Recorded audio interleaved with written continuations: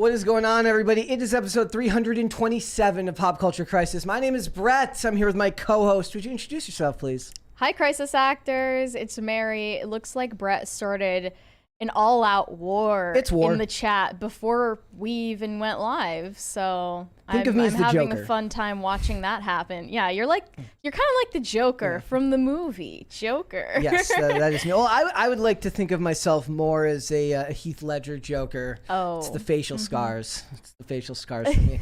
We got a bunch of stuff to talk about here, and to talk about it with us is our guest host. Would you introduce yourself, sir?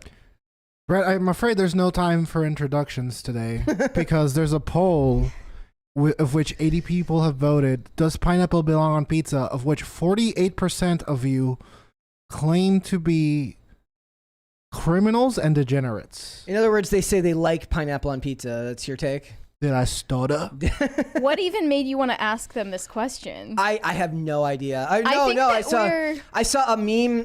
There was a meme that I reposted during when Discord went live, guys. By the way, if you're in here from the Discord today, welcome. I posted a meme from a while back in which they talk about some people who put mayonnaise on pizza. Oh my god! And it said people like pineapple and non-pineapple eaters need to come together to fight back against whatever the hell this is. No. A mayonnaise as in like a substitute for the sauce? No, they put it on top. You don't combat authoritarian evil with more authoritarian evil. You are wrong. You're misplacing your salad on top of an innocent pizza. It's disgusting, and your ancestors lived constantly ashamed with you. Ben Ryder is correct. Nerdrotic is here in spirit. Nerdrotic, I know, is a famous supporter of pineapple on pizza. So, take with that what you will. I feel like we're psychically linked right now, Brett, because I made a pizza over the weekend, and I didn't put pineapple on it. I put sardines on it, though. Oh, that's more passable. I really liked it. But, it's it's a controversial decision. It's mid, but you're allowed to be. It's not wrong. It's everything right. I just have pepperoni and green olive on mine. You keep it simple, but you're not adventurous. No, I'm not.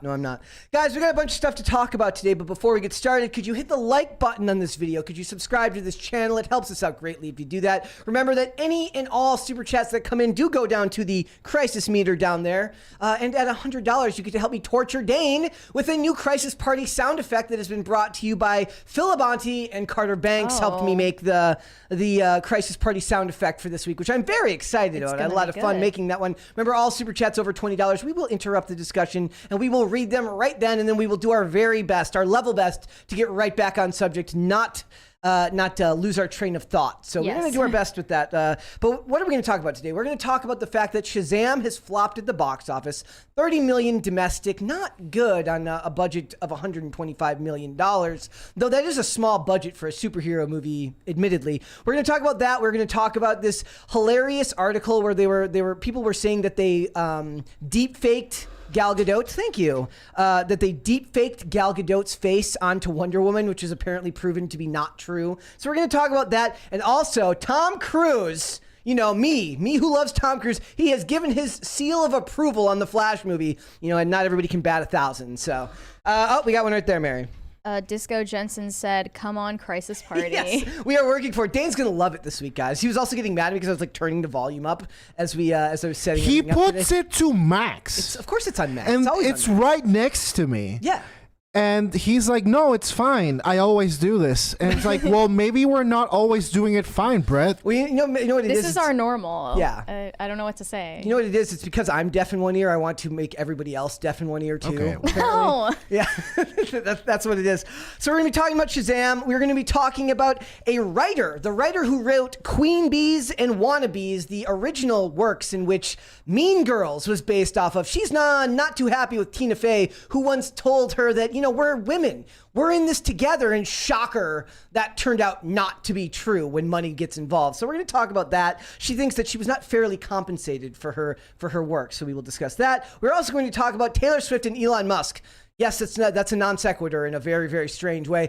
Elon Musk had some interesting compliments for Taylor Swift, and then Swifties, yes, that's what they're called. If you don't know, they don't want him within a mile of He's their hitting hero. on her though. Like, we're not going to in weird Elon Musk Twitter way. Yes, he's hitting on her. What if he's in love? In his neurodivergent way, yes, he's exactly. hitting on her. Exactly. So we're talking about that. And then we're also going to talk about this actress who called out crying influencers. In other words, people who they cry on video for social media clout because we live in a hellscape of a world now. So if you guys are ready, we will get right into it. Mary, are you ready? We're ready. Dane? Yes. All right.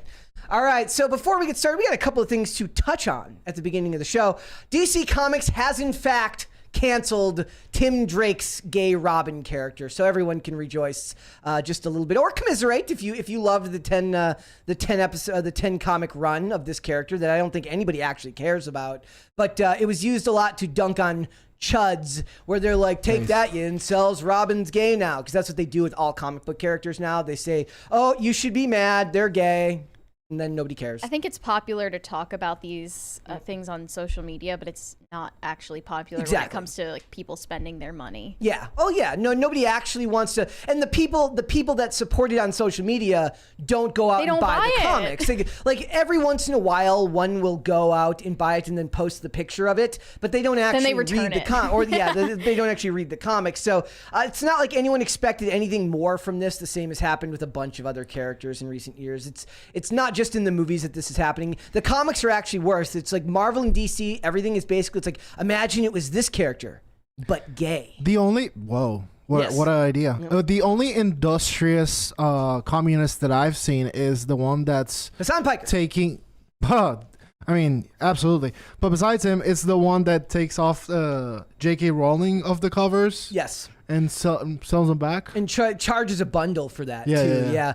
He's talking about, there's the writer, guys, if you didn't catch us when we covered the story, you're not allowed to, like, be left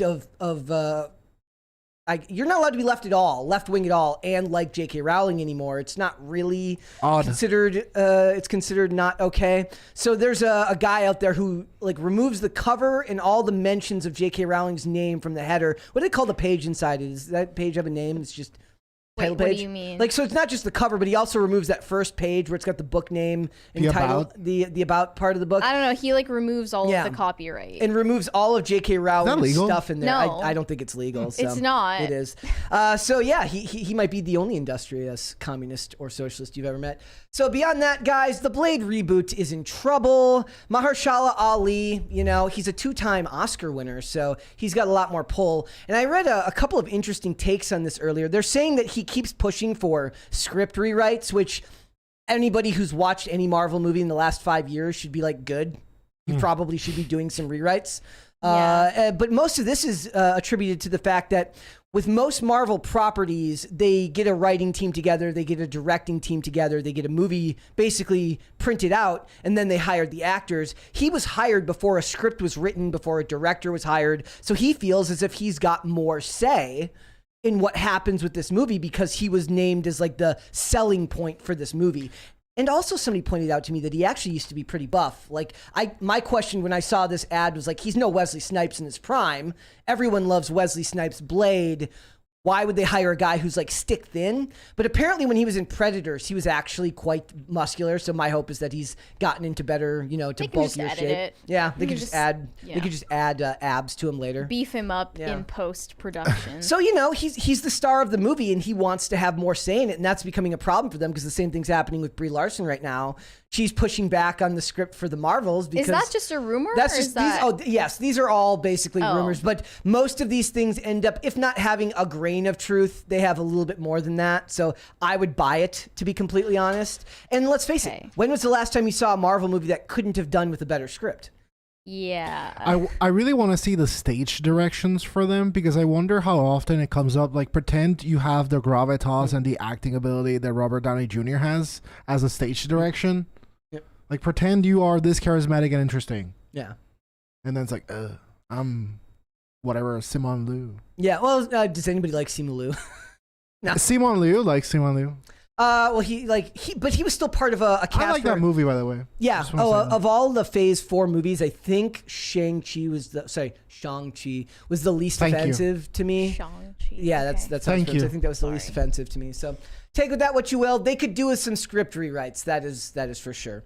Also, guys, does anybody here know what 90s Con is? No. I've never heard of this. It sounds horrible. I only know about it because Stacey Dash was at 90s Con, and as everyone knows, I stand the hell out of Stacey Dash here. Too wide of a net to cast for a stuff from the fandom 90s. event, you know, like literally everything from the 90s. Yeah, Amanda Bynes canceled, so she didn't come. But I think of her as early 2000s. Yeah, I think of her as early 2000s. Anyways, did you watch all that? No. That was 90s, right? Yeah, when the beginning of her mental descent began. Was the Amanda show? No. Everyone knows that her masterpiece was Big Fat Liar with Frankie Muniz and Paul Giamatti. No, dude, I love eggs. That's her masterpiece.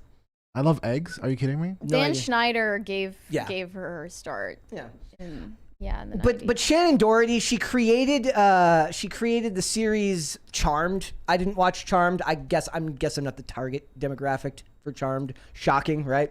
Well, there was a total of one person who booed when they were talking about the reboot, and she got mad and actually stopped the conference to like call this person out, which is insane. Like, wait, okay, so this is okay. I'll just tell you. They were just a heckler, just a random heckler. So basically, it says at 90s Con in Hartford, she reacted to an attendee who booed while mentioning the new series and the question of the cast, and she says, "Not cool. Don't boo to people who supply literally hundreds and hundreds of people with their jobs. They're not providing your job. I can boo whoever the hell I want to boo. I can boo Apple. I can boo Warner Brothers. I can boo Disney. Disney provides thousands of jobs. We dunk on Disney all the time. Like, I don't have to not boo just because you give people a job. That could extend to so many different examples. The president provides jobs, right? In his cabinet. We can still criticize him. Yep. So they were talking about it, and it just makes me think of, you're not allowed to criticize anything anymore. Not really. Especially a reboot, you know? Like, that nobody will like. Of course, like all other reboots, is just going to be an inevitable disappointment. Yep. And that's why they were expressing dissatisfaction. I hate this forced positivity that everyone has to participate in. It is unbelievably fake. The idea that you have to be positive all the time. And I struggle with it too, because I'm not a fan of outward negativity. I think that's why I like to focus, like when I post things on Twitter, it's mostly stuff that I support or like, right? Because when we do this show, we try to be critical, but I'd like to think that we try to give a balanced perspective, or try to be, when it's not a mostly humorous topic, to at least be fair to most of these topics. But it does kind of weigh on you to be negative all the time. But at least, like, when you're positive about things, it's coming from a genuine place. Yeah. With this, it's just like, we're doing something, and you can't have a critical opinion about it, even though you're a fan. It also, if anything, a fan is the most entitled to express dissatisfaction with it. It also speaks to like how the press is now like totally in the pocket of the media, that they would actually write an article about how look at this chud they're totally dunking on. You go, lady who made Charmed. Wait, the press is in the pocket of the entertainers. Yeah, absolutely. Always. They used to speak for the people. They don't do that anymore. All right. Oh, guys, by the way, there is a poll, as we mentioned before, if you're just joining us now. We asked you if you do prefer pineapple on your pizza. I am going to leave that up, I think, until the end of the episode today. So we'll see who wins the pineapple or no pineapple pizza battle. We have a cringe. Oh, we do. Yeah. Oh, yes, I do. It's the Billie Eilish one, right? Yeah, hopefully no copyright on this. Let's go. She's barely audible. To the person who thinks it can out-sing Billie and ruined all my videos.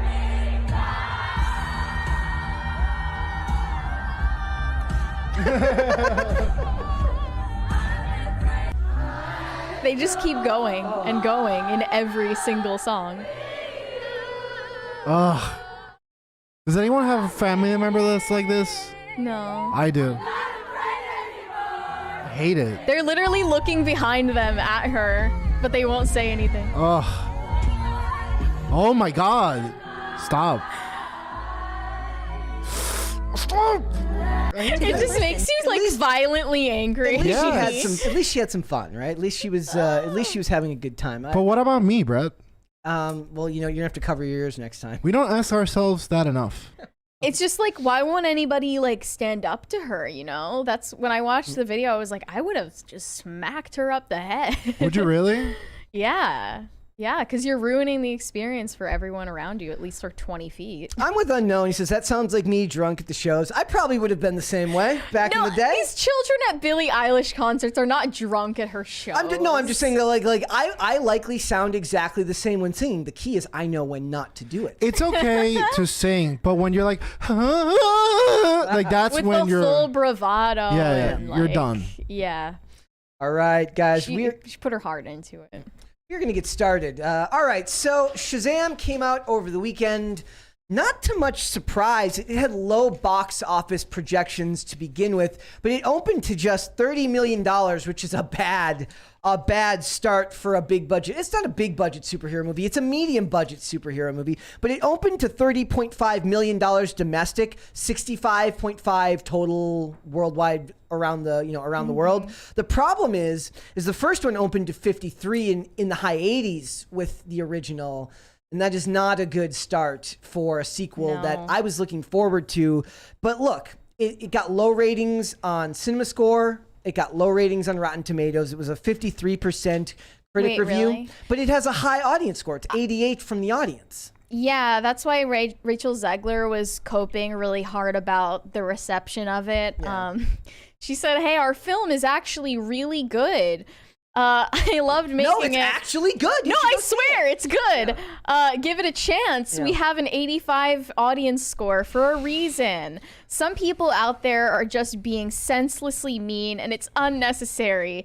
I know. If you can't handle the heat and all that nonsense, and you're right, but our film is actually really good. It's just cool to hate on fun nowadays. That's okay. We're good. That is true, though. No, I think she's wrong on this one. I don't think anyone, first of all, no one cares what the critics think about it anyway. This had a lot of goodwill, actually. People just aren't interested right now because of all the crap going on with DC, with the switch over with James Gunn taking over. It's now kind of like he's inherited all these properties, and these are like leftovers, and they've made it very clear that they're okay with keeping Ezra Miller around, but they've been very up in the air about what they're going to do with the rest of these movies that are coming out. And I think that outside of The Flash, which is getting the full marketing treatment, I think this and Aquaman are both going to suffer very low box office returns because people can feel that we're in a transitional period right now, and they don't even know if these characters are going to be around again to matter a year from now. I mean, most people going to the movies have no idea about any of these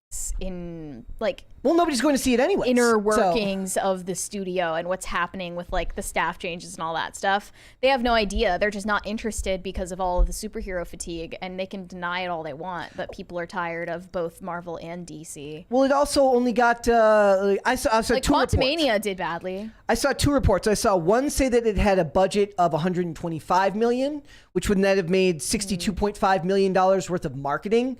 Another one that I saw said that it cost $110 million, but got an additional $100 million in marketing, which is bonkers because I saw no marketing for this movie other than a couple of ads on IMDb, and I saw some YouTube ads. Okay, I have YouTube. I have YouTube Premium, so maybe you're like the guy. The guy. I literally go out of my way to not. For literally every platform's ad-free tier is going to tell us that he didn't see any ads for it. That's a fair point. Thanks for your input. That's a fair point. I saw some ads for it on YouTube. I definitely did, but I just wasn't interested from the very start.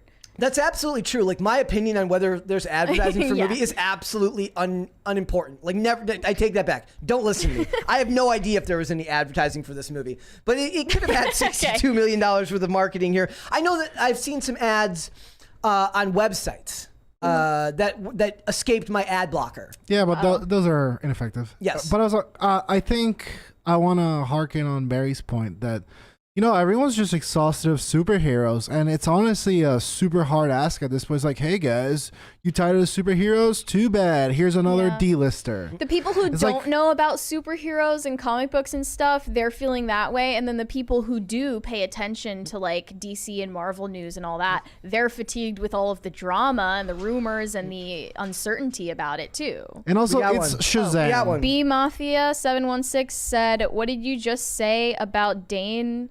Or no, what did you just say, Dane? No pineapple on your pizza? Do you lack faith? Do you lack a spine, brother? First off, D-A-N-E. I'm not Dahane. Second of all, my faith is unwavering, brother. I have the faith and the conviction to recognize that pineapple on pizza is haram. I mean, that is all. I don't think I've actually had pineapple on pizza. It's gross. But I would try it. It's just like, I don't get the unwavering allegiance toward it. Like, why do you care so much? Because it's in either fruit direction, salad. Like, why do we all feel like we need to care that much about this issue? Because, Mary, sometimes you just gotta know who you are and you gotta put your foot down. Because we used to be a country. And I know you were born in the 2000s, but in the 90s, Will Smith was cool.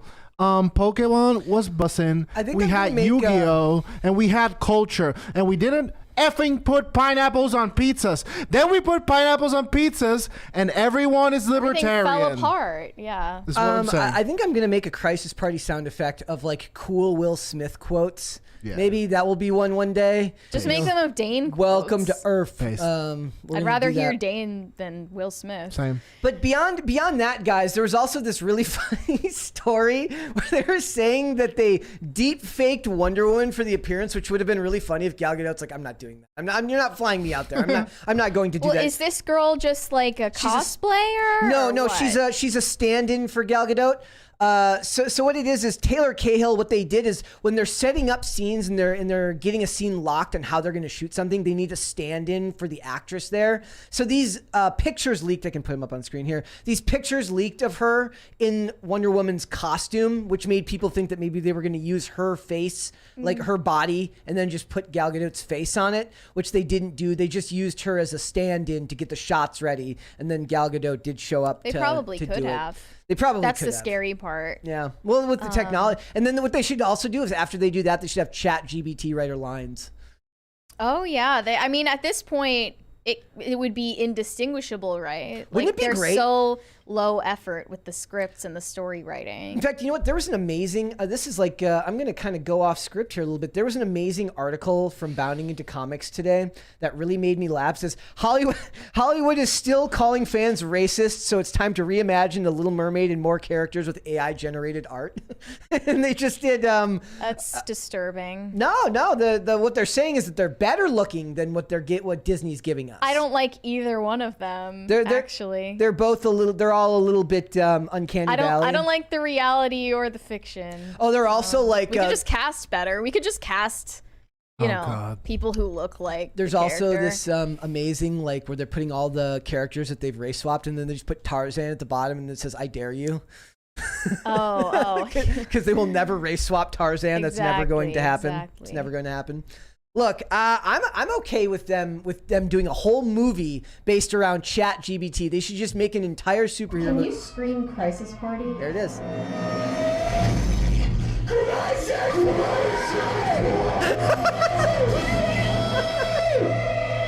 That's Carter too. Dane, you look so happy right now. That was good. Yeah, I liked it. I like that. I wasn't expecting to hear my own voice. Yes, that was a little creepy. Yeah. I included you two to do the intro for it. Yeah. You were a part of this? I did ask Phil to scream Crisis Party. Yeah. I did not know if Brett was going to use it for a crisis sound. Cool. Yeah, that is a little bit weird, isn't it? Cool. To like hear your own voice back. Yeah. But it's fine. We'll live with that. Was it too loud, Dane? Was I it liked fine? that. Was it just right? Is everyone happy? Yeah, it was also happy. shorter. It's shorter than the one from last week. Yeah, last week was just a train wreck. Okay. Yeah, but people loved it. Everybody loved it. Well, maybe everyone's just me. Everyone loved it. Everyone is just me. I loved it. They approve. They said they approve. Clint says they won't race swap Tarzan, but they will race swap Dane's joy is indescribable. Yeah, you look like you're having the time of your life. I am. Buddy. I'm having it. Thanks. Also, guys, I'm willing to take the hit on this one. As the resident leader, the president, the chairman of the board of the Tom Cruise fan club here at Pop Culture Crisis, at Timcast really, in general, Tom Cruise has given his seal of approval on the Flash movie. Says he loves it. This is confirmed? Yes. So it says this is an exclusive report that they're saying, right? And what's funny about this is he also did the same thing for like Tenet. I think what it is he just loves movies that are big budget and are meant to be seen in theaters. He said The Flash is probably one of the greatest superhero movies ever made. Who said that? Sounds like a soundbite. Wow. I wonder how much he got paid for that. Wait, no. I'm sorry. That's what James Gunn said. Oh my gosh. I thought that Tom Cruise like fully went shill mode. Well, what did he say? Okay, so it's, he said it's everything you want in a movie. Yeah, it's big budget. And the kind of movie that we need now. Which That's means interesting. Which means there's probably very little identity politics, and it's probably mostly explosions and people jumping off stuff. He's said to have raved about it. I like it. He also, like, there's another funny part of that story where they talk about how, like, he got to have the movie delivered to his house by, like, a courier from Warner Brothers. So they bring the movie to his house. They leave it under his welcome mat? No, and the guys they have to stay there for legal reasons. So the guy has to stay at the house while he watches the movie and then bring it back when they're done. That's annoying. Well, I mean, they just let like a movie they spent like $300 million on. It'd be kind of cool to be that guy. Hey, I just got to like hang out in Tom Cruise's house for a couple of hours. I bet you that dude. Yeah. No, I can't leave, by the way. When you think about it, I bet you that dude goes through a strenuous background check. Like, how do you make like in like like Brinks trucks have like GPS or like it will only let you drive in certain directions based on the car. I bet you they've got like mechanical devices in the cars that will not let them go off script, like go off road or anything like that. Like they have what to if go. You just like had a good time and watched it with Tom Cruise and they just shared popcorn and had a ball of a time? Like that guy's gonna write a book one day, like all the movies he delivered to celebrities and like got to watch their with real them. reactions. How I became a Scientologist. Like Tom's like, yeah, have you heard about the 8th level? Or what are they? Are they levels? Can we just unpause the movie? Can we just watch the movie, Tom? Like, I'm not interested in your religion, please. No, but you're actually very high leveled, and with my guidance, you can. Well, I mean, if Tom offered me a place, I see the potential in you. You could be a high-ranking member at my church. It says he was handsomely rewarded for his commitment to the theatrical experience. They're talking about his cut of Top Gun Maverick. Look, I think most likely what this means is that it's just a big budget movie and there's not a lot of identity politics. I don't know why there would be in the Flash movie other than maybe Ezra Miller being in it is identity politics, to be honest. But like you said, casting was identity politics. But like you said, normies don't know that, so it won't matter. Like the average person doesn't know that Ezra Miller is a weird cult leader that walks around his farm with an AR-15 and weed. But before he was even, a criminal, he was like the indie soft boy that you want to be like trendy by casting him. Look, if he wasn't the cult leader and the creepy stalker person, and he was just the guy who smoked weed and carried around an AR-15, I'd have no problem with that. But it's the creepy stalking and the abusive stuff towards women that should make this movie a no-go for a lot of people. But I don't think it's going to prevent most people from seeing it because I think most people don't know that stuff is going on. I mean, he's been abusive toward men too. If we're being fair, he's an equal opportunity abuser. He said these hands are equal opportunity. Yeah, he's willing to hurt anyone. He's not just taking it out on women. These hands are egalitarian. It's just mostly women. It's just mostly women that he's taking it out. Children as well. Yep. See, he's a piece of crap. But I think the thing honestly, like I think that The Flash is like going to be kind of a good movie. I don't know why I feel that way, but I just do. Will. It probably will end up being good. Like they've waited this long. They've waited this long, and they have had so much time to put thought into it, which they normally don't do for a lot of these movies. I feel like you two have Ezra Miller Stockholm syndrome. Doesn't make him a good person, and it doesn't. It doesn't make him a good person. Nor does it make the movie. Doesn't make it like smart for us to support the movie. But we're probably going to end up seeing it and reviewing it just because of all the public interest around. Someone said that Ezra Miller is a fusion of Michael Cera and Harry Styles. He kind of is. I get him and Michael Cera mixed up all the time. That's a good observation. Actually, I get Michael Cera and Jesse Eisenberg mixed up all the time. No, I mean he has that queer baiting from Styles. Yeah. Wait, is SnyderCon actually going to be a thing? Yes. Unrelated? That's so they're talking Justice League. Will we get a Justice League 2? It looks like they're just mostly doing it to promote Blood Moon, his new Netflix movie. So we'll see. I want to have BrettCon where there's Coyote Ugly dancers. Oh my god. And Lauren Boebert cosplay, and just a bunch of computer stations with IMDb, so everyone can drop facts. Dude, you're speaking my language right now. Can there be Lauren Boebert as a Coyote Ugly dancer? Whoa, meta, yeah. Let's go. All right. Mary, we got a couple of super chats there. Yes. I can't wait for you to meet her, by the way. It's going to be... Well, I mean, at this point, it'll be underwhelming, right? It'll be like, I'll meet her and be like... She'll be serving you papers. Like, listen. Please leave me alone. Enough. Daniel J. Corica said pineapple and olives, sweet and salty, Deadpool. Gross. I don't know if I would do that. Clef the Misfit said, I have a great guest suggestion for y'all. There's this rock artist named Call Me Charisma who makes really good and super bass music. Check out his songs, Offended TV and Black Leather in particular. Okay. Disco Jensen said, come on, Crisis Party. Oh, wait, I already read that one. Thank you. Dash Fortune said, happy Monday, Crisis Talking Heads. Based Boy Friday was fire. Need to save meme review when we can have both Ian and Dane again. Cheers, everyone. Well, if Ian were here, he wouldn't really... He's not here as often as Dane is, so he wouldn't really get our memes. But we're talking like next Monday with Hannah Claire and you, right? Mm-hmm. So, like... We're doing like Monday, like they want to do Monday and Tuesday back-to-back Hannah Claire and Dane days. Maybe like on Monday you sit there and on Tuesday you sit there. Yeah, that has to be the plan, obviously. Like we could do meme review one of those days. Sure. Yeah. We could do meme review one of those days. What, like, Dane, didn't you tweet like the crisis actors need to like step it up with the memes? I haven't, but I will, guys. Like, I mean, some of you do good work and some of you just... You know, are they slacking? You bring some weak ass memes. Don't listen to him. Listen guys. to me. Don't listen okay? To him. You have a loving parent. First of all, we're both loving parents. But, you know, we used to be a country. We used to spank people. And consider this a verbal spanking. Your memes can be better. I believe in you. Spank. Tough love. It works. Yeah.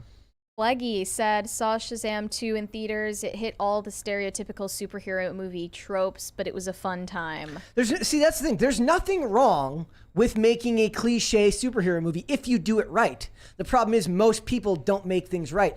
The best thing about Smallville, I'm gonna go off on how awesome Smallville is again, is that all it really is a coming of age high school drama with superhero stuff generally added. They're not even superheroes, they're just powers, right? But they get all of the core aspects of teen drama right. So you can be formulaic in a lot of ways as long as you do it the right way. Disco Jensen said, thoughts on the exit of Victoria Alonso from Disney Marvel. She was head of physical and VFX production. Her influence is in all since phase 3. Yeah, she's kind of up there with Sana Amanat as far as like influence at, well, I don't know how much Sana Amanat has now, but I don't care much for Disney these days, and we don't even really like we don't spend a lot of time talking Marvel. Like we'll talk Marvel stuff. We talked a little bit about Blade today. I guarantee if we mention anything about Marvel, people will be like, why do you only talk about Marvel? Superhero stuff. Like for me, it's kind of a black hole. Like all that stuff is too depressing. And I don't have the biggest interest in most of that now because most of the Marvel movies are formulaic. I'm looking forward to Secret Invasion. That's the only Marvel thing I I'm love how like you were just like, yeah, I don't want to see a Quantumania. And then with Shazam, it was like we were both like, yeah, I don't want to see Shazam. But we probably should have. I'm like, I had more fun at Winnie the Pooh, Blood and Honey and more fun at Cocaine Bear than I would have at most of these movies. But I'll watch it when it comes out on streaming. Blood and Honey, not as much as Cocaine Bear, though. Yes. I started watching Sweet Tooth that has the same kid from Cocaine Bear, and it's on Netflix. And I just can tell that they're trying so hard with some of these shows to like really make it a good show and not... How dare they beat you over the head with like ideology. They're trying like so hard to make it actually memorable. Isn't that good? Just doesn't work. Oh, they're just failing at it. I can tell that they're trying really hard and failing at it. Yeah. And it just makes me feel bad for them. But I watched 3 episodes and I was like, more. See, I watched more Smallville over the weekend and then I watched Argo. You know, that's what you do when you have some time on the weekend. You watch a really good movie. Yeah, which was Argo again? Don't you want to give new things a chance? Not really. No. Okay. No. Argo's the movie about Tony Mendez was a CIA operator. He's like a guy who worked for the CIA who got a bunch of American workers, like people who worked at an embassy in Iran, out during conflict in '79, or it was like '89. Oh, that's the Ben Affleck movie. Yeah, it's really good. God, get a room. Oh here's a funny story about that movie. I was thinking about it. How often? It is pretty good. How often do we harp on the fact that we always use the example of Anne Boleyn, right? How dare they race swap Anne Boleyn, who's a real person, right? Right. Tony Mendez, Ben Affleck doesn't exactly look like a Tony Mendez. He doesn't. And the funny thing is, it's actually would have been I looked at a real picture of the real Tony Mendez. This was based on a true story. This would have been the go-to movie they could have given to John Leguizamo. He kind of looks like him. They're like, Tony Mendez, the real person, was like 5'7", and Ben Affleck is 6'4". So Tony Mendez doesn't stick out in a crowd, which is how he can operate in a foreign country where they're like, he's dark-skinned. He can kind of operate without being noticed in a lot of places, right? Ben Affleck can't. He's really tall. He's really handsome and stuff like this. They could have given that role to John Leguizamo and it would have been perfect. But apparently Tony Mendez said like he was Hispanic via his father's side and he just didn't recognize it because his dad died at a young age. So he never really thought of himself that way. Okay. Isaac Martinez said Vera Dark was talking about Robin being canceled on her channel. She did a good job on covering pop culture, just like you guys. Keep it up. Yeah, that's like that is what she does for a living. It's her job. So she is good at it. It's funny too because it's not like also Tom King, who's been involved in all that, like is going to be doing. Thank you. He's going to be one of the executive producers in the next upcoming phase of the DCU. He's going to be like an advocate, somebody who's like working with James Gunn. Okay. So that's not good. You don't want James Gunn, and you don't want anybody who reads comics knows that you don't want Tom King writing Batman. Otherwise, you're going to get like soy boy needs a mommy wife. That's what they call mommy wife. He needs her to be both a mom and a wife. 1,000 Foot Deep End said, "Happy Monday, PCC.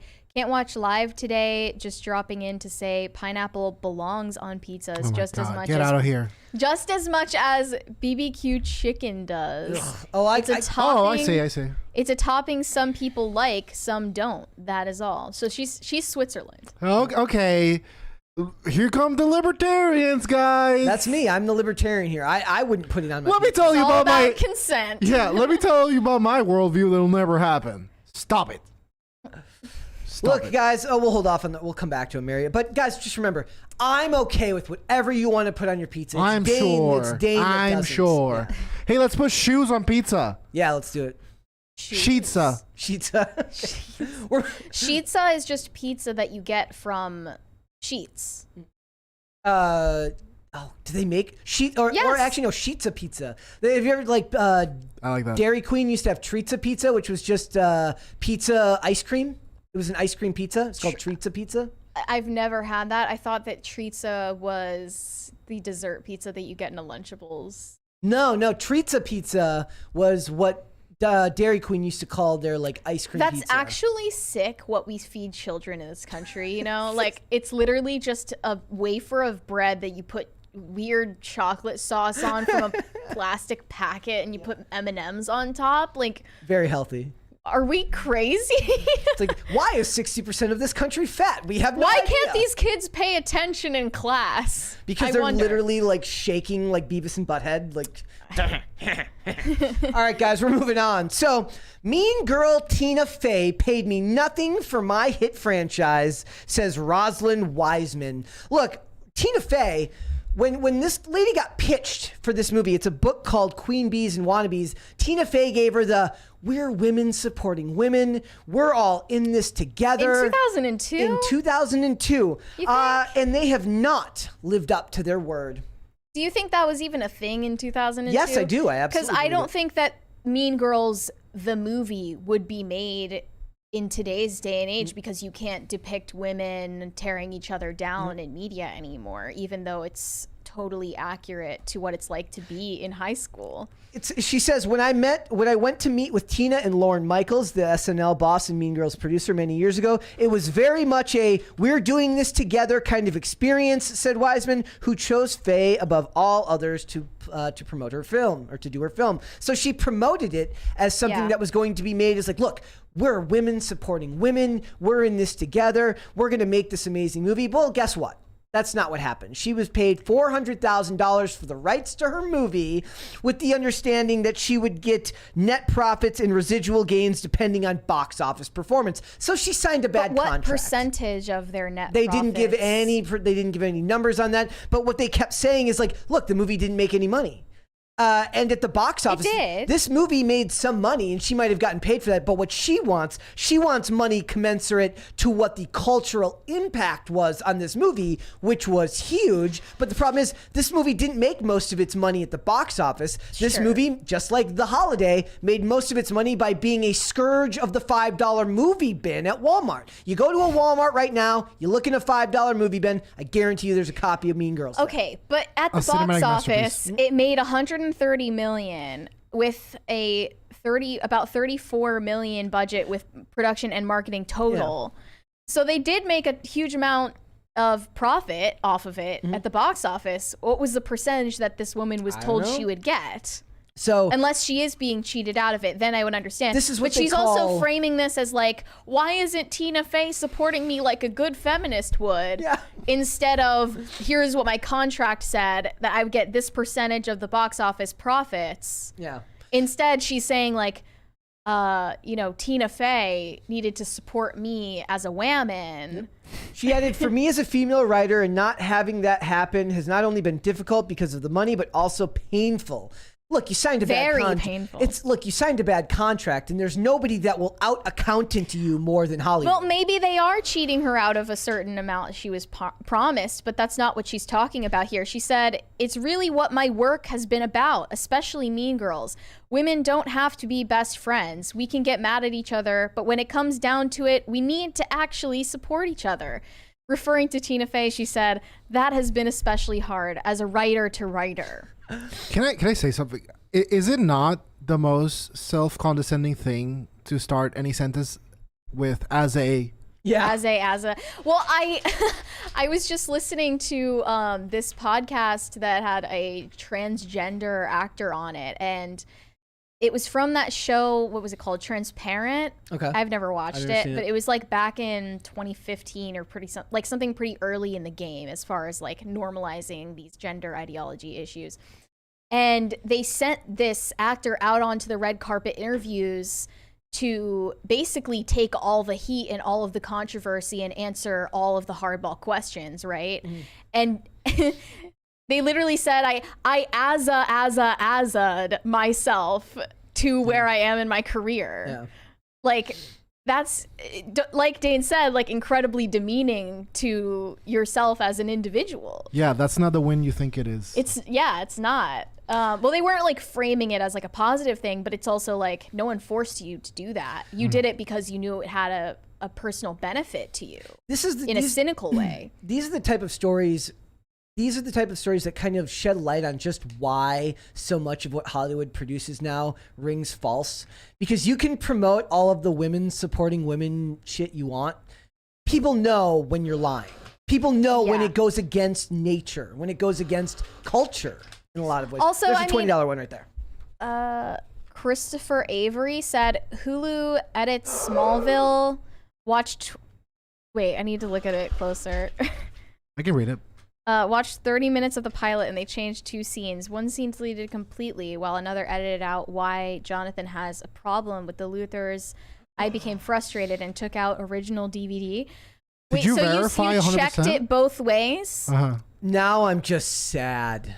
I'm just sad. Damn. This is why you buy physical media, guys. Like, see, I have the advantage here because I'm at a disadvantage here because I didn't watch it before. I'm on my first watch through, so I didn't notice that. So why is it on Hulu and not Warner Brothers? Like on HBO Max. Yeah. I don't know. Like, I mean, they could have been licensed out for a specific period of time. It may revert to HBO Max, or may go to HBO Max after. At the very least, if you license something out to a different platform, tell them that they're not allowed to edit it for you. Also, I don't know how much of it is owned by like what production company, because this was made so long ago in the early 2000s. I was watching this episode yesterday.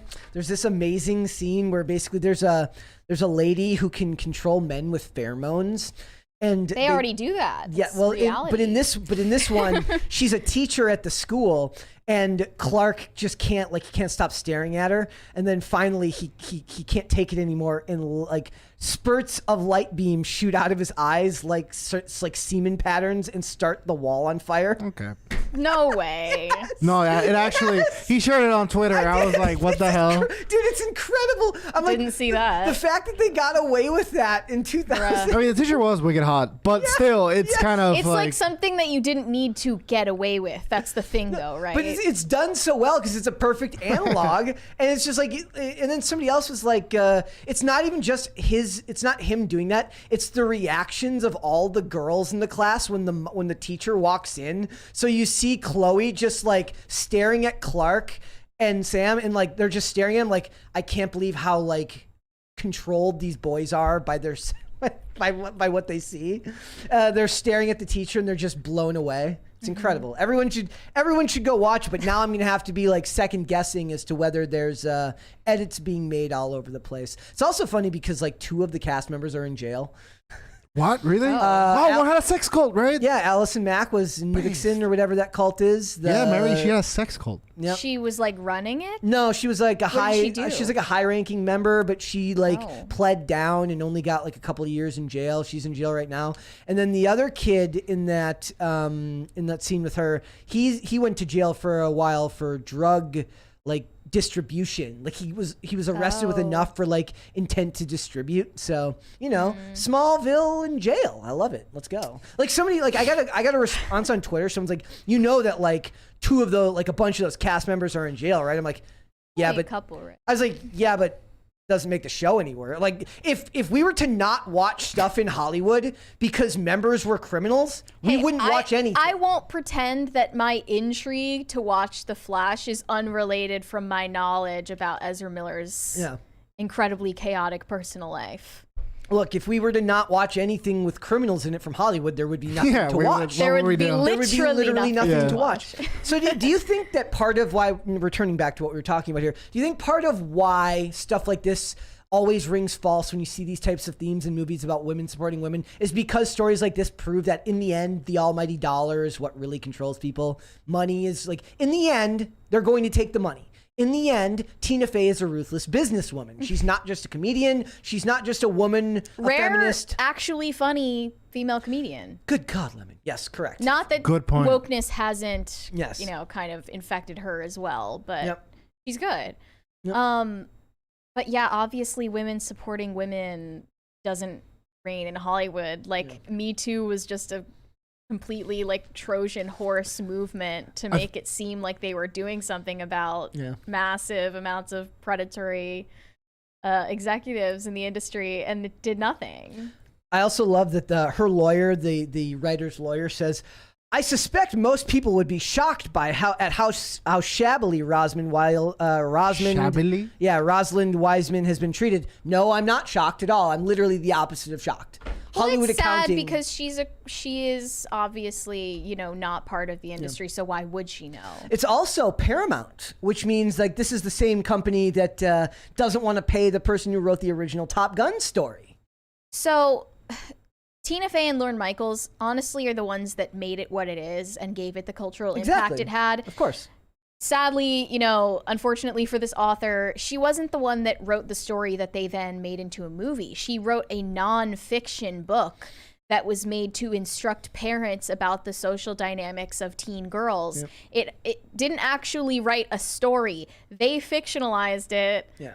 They did all of the work of making it the cultural impact that it was and still is. So even if she is getting cheated out of a certain amount of money, you still signed the contract. Well, yes, you signed the contract, but also you're not responsible for the fact that it became as big as it is. Yeah. One of my problems, she didn't have anything to do with the Broadway thing or all of the merchandise and the memes and everything. That was a great ensemble though for that movie. Lacey Charbet. Maybe Lindsay Lohan should make a comeback, and she was great. Maybe that's why it's my secret bias towards Lindsay Lohan because we're birthday twins. She was so. Rachel McAdams too was one of the best. She was so good. I love Amanda Seyfried too. Honestly, they're great. Yeah, it was. I'm telling you. Yep. Yeah. Which is featured on Chris Carr's Top 100 Films. Actually, and he doesn't have either Godfather 1 or Godfather 2. I just want to say that with my platform. The girl who played Gretchen, didn't she become like a Hallmark actress? Yeah, Lacey Charbet is a big Isn't it Chabert? I say Charbet. The R is at the end. I know. Of her name. No, I know. What's her name? Chabert. It's I don't know how you pronounce it, but I've always said Charbet. So Shabert? It's Shabert. I think that she started doing like religious movies. Yeah, she does. I was got her confused with Stacey Dash for that reason, that they're both kind of based. Now what we need guys, I want Stacey Dash on this podcast. Same. I want to talk to her. And Lacey. By the way, yeah. I just want to say, OG Stacey Dash fan, I put you all into this. Again, the nucleus of the genius. She's so good. She's really good. She was really good at that show too. What's it called? I just Clueless. Clueless. She was pretty based. She was on the show. Yeah, who was the girl that ended up playing Cher on the show? Yeah, no way they were gonna. They didn't get Alicia Silverstone. No way they were gonna get Alicia Silverstone in her prime. But now people are talking about like a Clueless reboot and everything reboot, and you can't do it. Our culture is broken fundamentally. You can't make anything good anymore. Rachel Blanchard played Cher. What else has she been in? The culture is broken. You know why? Because we have songs like Not Your Barbie Girl by Ava Max that are ruining everything that was great about the 90s. Ruining it. I've never heard of Rachel Blanchard. Neither have I. But it's got Donald Faison in it too. Stacey DoorDash. Yeah. Hey, who said that? You leave that alone. Dustin. Yes, that is the girl from Clueless, and she's incredible. Oh, he said we have Stacey Dash at home. Stacey DoorDash. She was great. Look, she's Stacey Dash at home. She's very red pilled, and she looks very good for her age. All right, look. The reason this is interesting to me is because Hollywood accounting is not something that we talk about often here, but it's a fact of life, right? When you're going to get, like, if you go into like one of these meetings, especially if you're like a first time writer, like who's trying to sell their script, Hollywood buys thousands upon thousands of options for films, right? So you get like a small check and they have the option to produce that movie if they want to. If I was ever to write a book and then I went into a meeting with with a Hollywood agent or like with a producer, I would just assume that whatever's happening, I'm getting screwed. I mean, she probably should have had a lawyer to tell her better. Absolutely. And if she's a published author, she at very least has some type of creative. This was post J.K. Rowling though, so like everything changed after J.K. Rowling did her negotiation, which is different from anything else to come after it. But I'm always astounded. Sorry. No, go ahead. I'm always astounded by how smooth-brained some people are. That they're like, you know what? This was a success. It was all me. Every single bit of it, me. I acted every scene. I recorded everything, and I'm the voice actor for everything. It's like, there's a mechanism. There's an engine. There's a workforce that edits it, produces it, markets it. Oh, yeah. Like, there's like, people don't understand how much infrastructure is built behind these companies. But I'm like, these people don't get it. Like, even the people that are most intimately involved is like, it's all by my volition. Yeah. I will this into existence. I don't, I'm the protagonist of history. It's not unlike a lot of people who end up being inventors, but they're not like there's an idea guy and then there's the people that they idea. Steve Jobs gets all the credit because of the ideas and building the company, but a lot of other people are the ones that actually brought those ideas to life. I mean, there is something to say for I was the person that made it hot. Like that does carry some merit. Yeah. However, if there's not a thing, there's nothing to market. In the chat, they're discussing whether J.K. Rowling is hot. Thoughts? I don't even want to. I mean, let me Google J.K. Rowling. Nobody has any thoughts. I know Brett has thoughts on this. Brett, thoughts? But only off. I do. Off the show thoughts. You have. I do. I mean, she's You've okay. expressed thoughts. She's okay for an older woman. Thoughts with an O? Thoughts? I think she looks good. All right. It's all right. No. Did you want to get into? Yeah, let's get into super chats. Gmon, this other story, or I don't know how to he's say just his he's just name. another actor who said basically like I've never been paid well enough for my movies, and I say then hire a better. That's an L. Yeah. Yeah. Hire yourself a better lawyer. Russell Thander said, is a huge fan of Snyder's DCEU. So after he was, wait, did you mean to say who that is referring to? So after he was unjustly fired, I'm glad that it's been a disaster for all DCEU movies after his departure. Well, that's vindictive, but you know, I like it. Look, I enjoyed Batman vs Superman, the extended edition. Dane would disagree with me on that. I enjoyed the first Wonder Woman movie. I did not like the Justice League movie. The 4-hour cut was fine, but I'm never going to watch a 4-hour cut of a movie again. Grow up. I'm just I'm never going to do that. Honestly. And the rest of it has been all hit and miss. I couldn't tell you a thing that happened in Aquaman, and I saw Aquaman. I enjoyed I enjoyed Shazam because it had, but that was very little in any way like any of the Snyder stuff. Not only did you enjoy Shazam, you were like, give it a 9. I mean, anything that doesn't push heavy identity politics and is about superhero stuff is fine with me. Gone with the Wind might have been a little is bit high. 238 minutes long, so I'll also pass on Can that. someone math that for me? the math is mathing. I would say that's one exception to the rule. That was how I felt. I sent you a It's message. like 4 hours. When there was the But that's when movies had like intermissions, you know. I mean, that's when they didn't have TVs. It's like, well, this is today. We're gonna watch this movie. Gordon Shumway said Shannon Doherty acting like a witch with a B. Say it ain't so. It's not like she wasn't booted from 90210 and charmed for her horrible behavior in the past. It's kind of great. It's kind of great to know that it's not just men who get ousted from series for bad. 90210? She's the creator. She's I was like confused. The first mom in Fresh Prince of Bel-Air she's gone too. Yep. I loved 90210. It was so overdramatic. I've never watched it so seriously, and they act like they're in their 30s. Well, yeah. I mean, all the kids in those shows, they looked and acted like they were in their 30s. And that one girl who was on the school newspaper, I forget her name. What about she was so mean. You know what I would love to get? I would like to have you watch I would like to have you watch Party of 5 or Melrose Place and give reviews on Party of 5 and Melrose Place. I haven't seen it. I haven't seen it. That would be great. We'll look into it.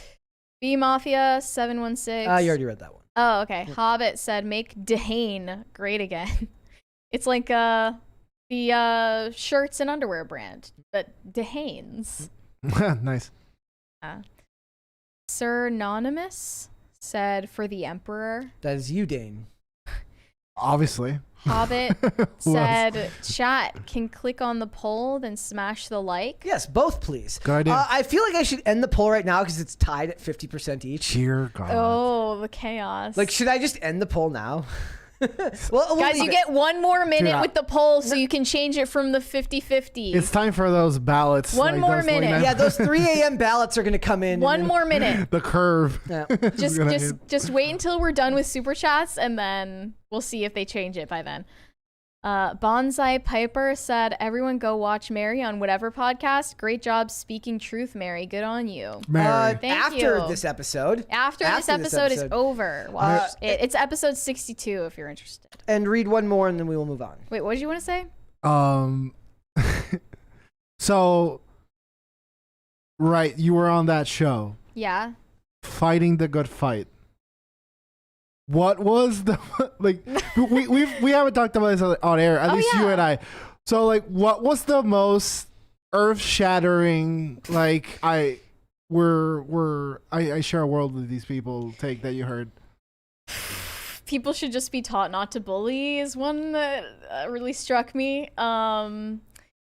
Secondly, when the same girl said that she used to feel like she was losing a part of herself by doing adult films, but then she just ignored that she felt that way, and then she felt better about it. And, you know, then it was okay. You can do whatever you want as long as you don't think that hard. She said so essentially that she compartmentalized that side of her. Like, I used to feel horrible about the fact that I'm in adult films, but then I just emotionally dissociated, and then it was fine.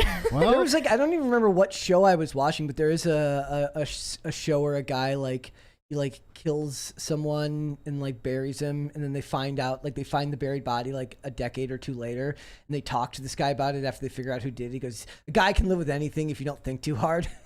Like that's kind of he's the spirit animal of these ladies. But look, at least he buried it. He left it in the past. Yep. For this woman, it's in her present. Yes. Like she has to live this life every day. Yeah. You know, like it's not like, oh, I'm leaving that in the past. Like I'm just gonna dissociate from it, leave it alone. But, geez, the delusion is crazy. There's a $20 one right there, Mary. Gordon Shumway said Shannon Doherty was on the original 90210. She was the main character Brenda, who dated Luke Perry's character and conveniently went to France, never to return after she was kicked off the show. See, I love it. Wait, I thought you said she was the creator. I thought she was behind the scenes. No, she's from the 90s. She was Brenda. Okay, I knew that she was familiar. Yeah. Dude, Brenda was annoying. You should watch these old ones. They were all pretty annoying. You should review these old, like, these weren't my genre of stuff. Like, I didn't watch Gossip Girls or anything like that, but you should watch these. Gossip Girl is good. Whoever played Brenda's brother, though, equally annoying.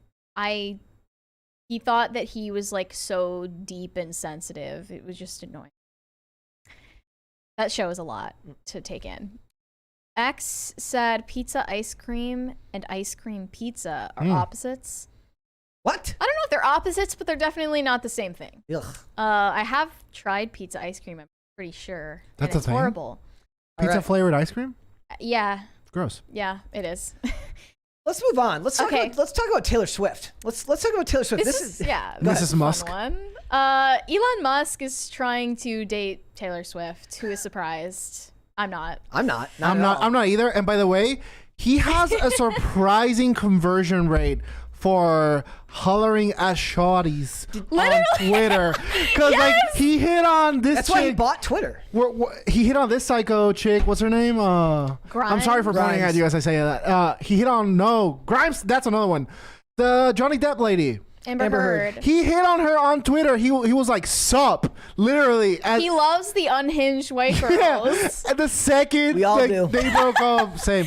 The second that they broke up, and I mean, converted on that, and this is, I believe in him. No, he's not adding her directly. He just wants her to see that he's commenting about her and to slide into his DMs. He's saying that her limbic resonance skill is exceptional. Yeah, this one tweet said, Taylor Swift rules, and if you disagree, you'll be kicked off the internet, I'm pretty sure. And he responded to that tweet. Relatable.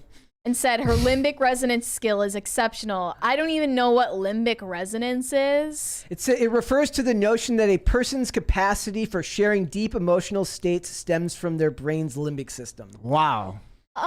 Okay. Wouldn't that just be good writing for her? I guess this is just Elon Musk's quirky, neurodivergent version of flirting. Are we taking bets? He's flirting indirectly. Dude, the song would be incredible. And then he would write a diss track he would have ChatGPT write a diss track. Grimes has already made breakup music about Elon Musk. Yep. She's in love with the greatest gamer. He will always love the game more than he loves me. I also that was amazing. Yeah. It was a good song, but then all of the Taylor Swift stans, the Swifties, were very alarmed at this. To be a Taylor Swift fan is kind of runs contrary to being a fan of Elon Musk. They don't really run in the same circles. The Venn diagram does not overlap much between Taylor Swift fans and Elon Musk fans. Another tweet put them together in a photo and was like, who thinks they would be a cute couple? And then he responded to that one too with a laughing emoji. So he's definitely positioning himself. He definitely wants to. He's like an Asian schoolgirl. He's like, oh my God, ooh, like, who, me? I just love how much time he has to like be looking. Seriously. Right, like. You're running multiple multi-billion-dollar companies and have time to court the ladies on Twitter. Wish that were me. I think he wants to be the one who finally gets her pregnant. You could court ladies on Twitter. He's the one who wants to finally have kids with her. He wants her to finally have kids. I just wish I could have that much, confidence. He's just out here trying to get celebrities to slide into his DMs. I got it. I believe in you. There's one to read, Mary. From Because Reason. Because Reason said you can put anything on a pizza, bro, even pineapple. That's the point of a pizza. Combinations are in questions according to taste, but that's on you. Oh, I'm sorry. You could put anything on a pizza. That's where we're going now? You could put anything. No. Let's have Not a anything. coffee and fake money pizza. Look how your arguments are immediately destroyed. He means any food. Well, he should have said that. Yeah, he should First of all, again, the technical... there is pizza? a reason why it doesn't work. Pineapple is wet. It makes the dough wet. Wet dough sucks. True. Fiend. Okay, but I would try a lot of different pizzas. I would try a pickle pizza. I would have pizza with a pickle pizza. Yeah, I would have pizza with pickles on it. Don't say that proudly. I would have like smoked salmon on a pizza. Definitely. I think that would be really good, actually. I'm arguing with people about Elon Musk and Taylor Swift in the chat. Sorry, let's get back on topic. He's gonna do it. He's gonna accomplish it. And then she's gonna write a hilarious song that's like AE -3274, and it'll be like she's whatever gonna he be would like name the best stepmom to Ash Archangel. Yeah. What if this is finally him finding love? You know, because she always famously breaks up with people, and he loves the game. People are saying Taylor Swift is like kind of past her prime. She's about to hit the wall. No, she is still. She's smoking gonna. hot. That's what they're saying. I don't agree. Look, okay, they're saying it's time to have kids, She's a girl. The So like thing, he's really into like having surrogate kids with a bunch of women. Maybe he will find his next candidate in Taylor Swift. There's one more. Because reasons again, he's arguing with Dane again. He said grease is wet. You stuff it anyway. Well, grease isn't really the same thing as like pineapple juice. Right, pineapple juice is water based. Grease is oil. Here's the other thing I want to talk about with Taylor Swift. Learn your liquids. The other reason I want to stand for Taylor Swift here just a little bit is like, look, we're in an age now where Justin Bieber and Shawn Mendes and all these people are canceling tours for their mental health. Taylor Swift's like 44 songs, and I'm adding tour dates because she's she's like a crazy hard worker. Yeah, like I can sure, she's a nutcase who voted for Biden and would probably cheer on the destruction of America. Literally made a documentary about herself and how she's such a good person. I know. Here's the thing: when you're hot, you can just be hot. Don't try to convince me that you're a good person because no one cares. Yeah, man. No one cares whether you're a good person at that point. Like, it does not matter. With legs like that, and you're talented. With legs like that, you need not be a good person. So you're hot and you're talented, and you need to convince me that you're a good person. No, you'd actually be better off being Who cares? Who cares? With those shorts and those legs, I'd prefer you be a bad person, actually. Well, I think they would have the best like sociopathic kids. Oh yeah. Like for sure. Performing bad I have no doubt that she has frozen her eggs. No doubt whatsoever. Yeah. Like she's definitely the type.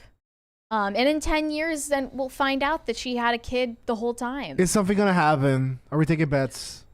I think it's possible. I could put a cold... But maybe she's too attached to wokeness to like pair with a guy. It would have to be the weirdest. It would have to be the weirdest pairing ever. Like it's sort of like Grimes did. Like Grimes is woke. Taylor Swift is bigger, Grimes is a literal communist. Guys, Grimes.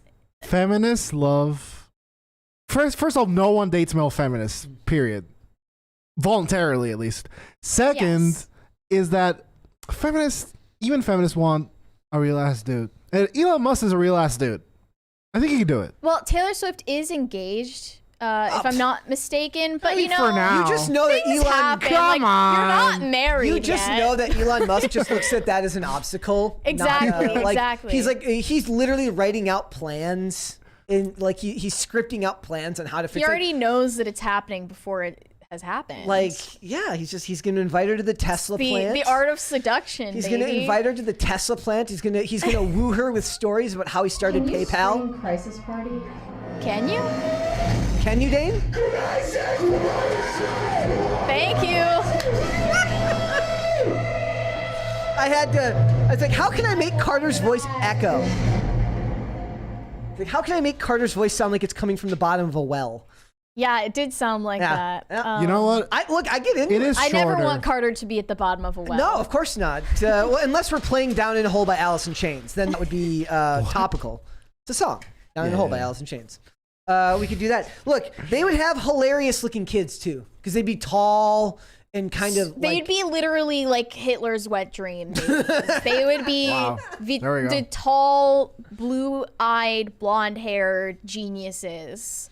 They would have like all the artistic talent. They'd be me. In South plus African. all of the technical know-how.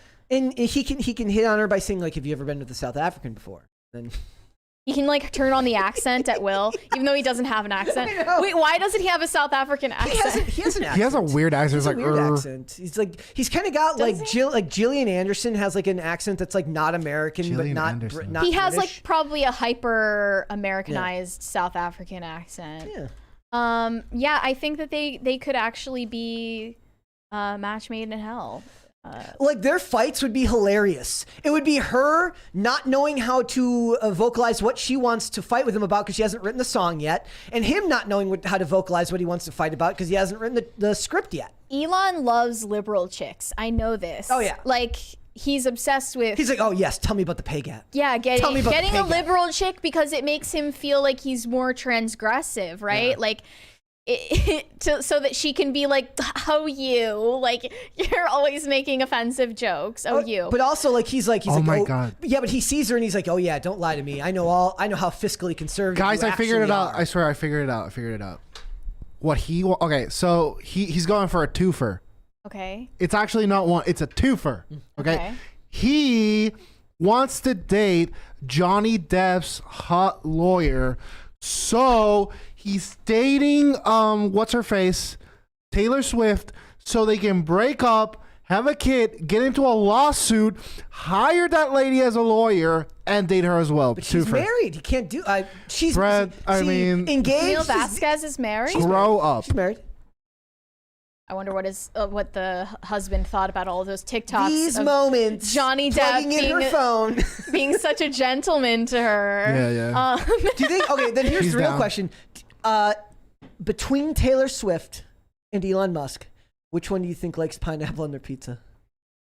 Taylor Swift. Are you kidding me? No, I think it's Elon Musk because he's the contrarian. No, I think he has structure. To offend by.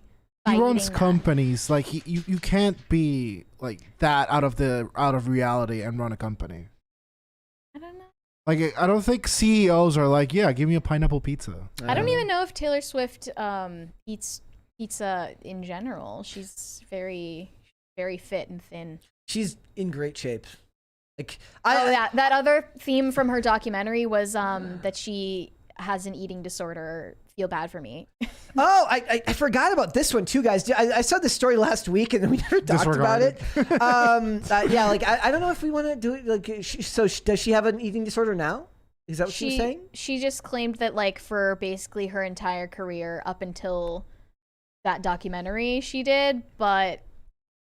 I watched a bunch of episodes of House this weekend to see just how much of it would actually make it into an episode now. 80% of every episode would probably have to go. And there's this amazing one where he's dealing with a clinic patient who's clearly bulimic. Okay. And when he's leaving, he's like, it's a shame. You do look cute that thin. Wow. They would never. But... Well, because he's talking about how she's that's messed up. Yeah, the whole thing. He's like your waist says no, your hands say bleh. What? They would never. Every scene, like at the very least, almost every scene would have to be trimmed. That's messed up. And removed. Like I kid you, like if you could walk into my room at any time, like while I'm watching it, and I guarantee you, there's something on screen that would not be allowed today. Like most of it, like just wouldn't be allowed today. Yeah. It's incredible. But there was this story, 300,000 Taylor Swift and Bad Bunny related passwords were targeted by hackers. I forgot about this one. What? Yeah, botnets and stuff. Yeah, so people make passwords of their favorite celebrities. Well, they're catching them. So it says passwords tied to pop culture trends also remain popular, with CLOUT recovering over 327,000 passwords related to artists such as Taylor Swift and Bad Bunny. And that's Superchats by keywords from the most streaming artists being Taylor, Swifty, Benito, and Bad Bunny. So be very careful with your passwords. Two-factor authentication, my friends. Everyone share your passwords in chat. If you're a Taylor Swift fan. Share your passwords in chat so we can compare, see if this is true. Share passwords. Yeah, don't do that. I don't want Brett's password on everything is like Tom Cruise fan 69 420. Yeah. Well, no, it's 69 T Cruise 420 Mission Impossible. That's the password on everything. Love that. Nice. For you. That's my. It's pretty safe. Maybe it would be Tom Mission Impossible Cruise. And like all of your bank security questions are related to Tom Cruise. Like, what was your first car?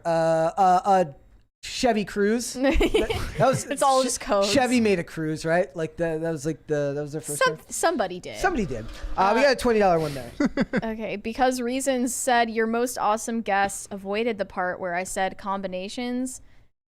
Oh, ham tastes better with pineapple. That is why there's that kind of pizza. I don't like anchovy, but I'm not going to start a movement against it. Okay.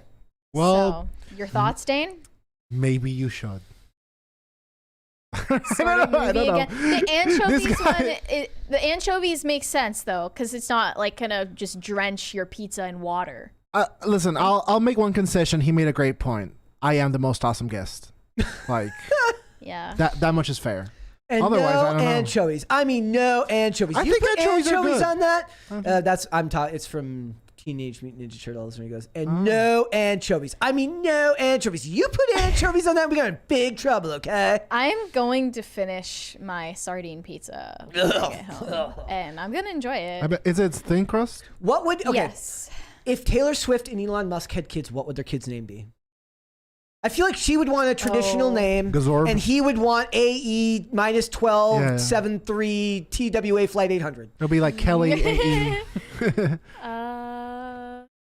Kelly square root of 7 equals. His other children have normal names though. Why was it just that one? Because Grimes is an artist. So he just will conform to whatever the woman's desires are for the name, it seems. He just cares about generally reproducing. He doesn't really want to be involved in all of the decisions.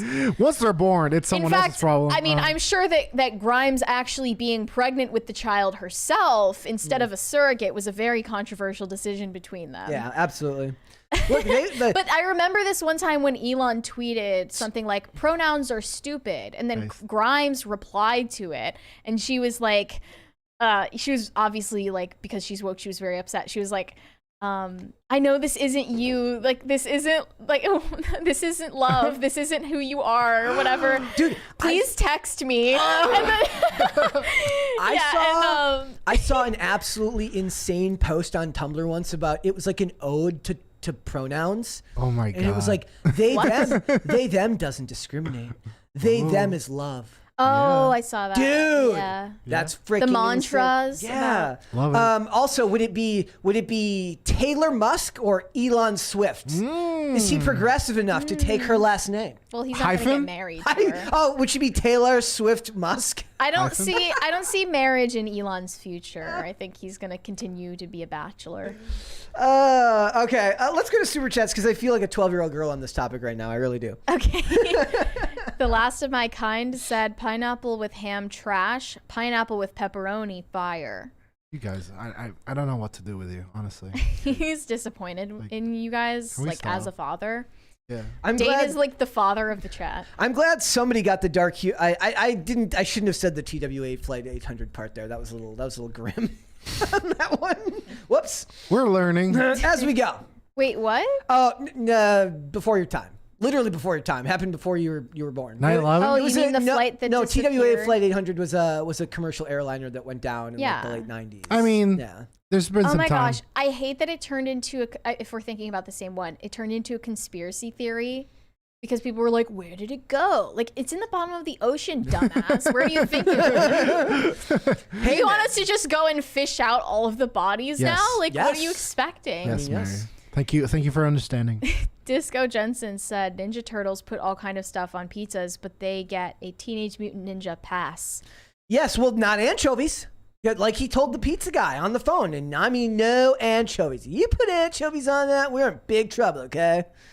Jacob Edler said, next poll, do Do you wipe sitting down or standing up? Okay. That will never be a poll. Yeah, let's not. That's not going to be a poll. We're not sharing that. Thank you. Christopher Avery said, oh wait, we already read that one. We're down to Gordon Shumway said, lessons learned, money talks, feminism walks. Yeah, in the end, I think the number one rule you can take away from most of this is that the identity politics, the feminism, and all this stuff gets checked at the door when their paycheck is on the line. Left the Misfit said, I encountered a pizza in Asheville that had coffee grounds and curry on it. This is what I'm saying. This is, guys. It opened the floodgates. You're It right. starts with pineapple and pizza. And everyone's like, no, just let people have what they want. Let people enjoy things. Yeah. Like, what's the worst that can happen? Yeah, well, coffee grounds on pizza. And you think it's not you, but it's you. 1 minute, it's like 2 consenting adults. They can do whatever they want. Then it's Unless pineapples it's on pizza. pizza. It's a slippery slope, guys. It's just a cliff you fall off. It becomes something else. Just call it something else. Call it a gazoo. The Christian conservatives warned us about this in the 90s. They did. They were right all along. It starts with pineapple on pizza and then- ends up with drag queen story hour. I mean- How did we get here? Yeah, it's true. Point 8. Do we have pineapple on pizza? Yes. Do we have drag queen story hour? Yes. Coincidence? I think not. Excuse me. Paging Dr. Science. I mean, hello. Correlation, causation, they're the same thing. Done. Dude, there has to be at least one person in the world whose last name is Science who then became a scientist just for the memes. It's a slippery slope, just like the slippery pizza that has pineapple Yeah, and the juice poll. all over it. Hobbit's right. End the poll. We gotta know. I promised I would let this one stay till the end of the episode. Yeah, let's give it a Ladies- real fair shot, but vote. We encourage you to vote. Everyone, Just like every everyone vote. celebrity in election season. yeah. You know what this is called? This is for everyone with an alt account to please go ahead and get your votes in now. We're getting those 3 a.m. They're ballots literally in. like sending bots to vote. I like it helps our viewership. Yep, it so. does. Hobbit said, the celeb shipping disturbs me coming from PCC. Well, Oops. it's pop culture crisis. I mean, it kind of fits in. Elon actually is hitting on her. And, Yeah, and fact. to be and It's a fact. We didn't even really get into the whole. We're reporting the news. We didn't even really get into the whole limbic resonance thing, which is the actual funny part. Yeah. It is when you really think about it. Like, I love your limbic resonance, queen. It's if it's between that Yeah. and your body is absurd. I'll take limbic resonance every single Your time. limbic I was literally resonance about to is ask you what's worse. absurd. I will take limbic resonance every single time. Elon, if you watch PCC, please just tweet your limbic resonance is absurd. Mary, if a guy comes to you and it's like your limbic resonance is absurd, or the other one, what's better? Your body is exceptional. Oh, the limbic resonance, of course. Yeah, it's way better. Like now, I need to hit up Lauren Boebert and be like, look, your limbic resonance is out of this world. Phenomenal. Absolutely It's absurd. It's absurd. I'm gonna text that to my fiance right now. Your Love your limbic, little goblin laugh. your Let's do one more and then we'll move on. Limbic. Hobbit said, end the poll, let justice be declared. No, we're gonna hold off. how do I waiting. spell limbic resonance? Limbic. Can't help you there. Oh, RESON. Your limbic resonance is absurd. Okay, do you want to move on? There's one more one, $50 one. Thank you from Because Reasons. Okay, this is getting heated. Because Reasons said a traditional Christmas or Thanksgiving ham has pineapple on it. It's natural to carry over to pizza.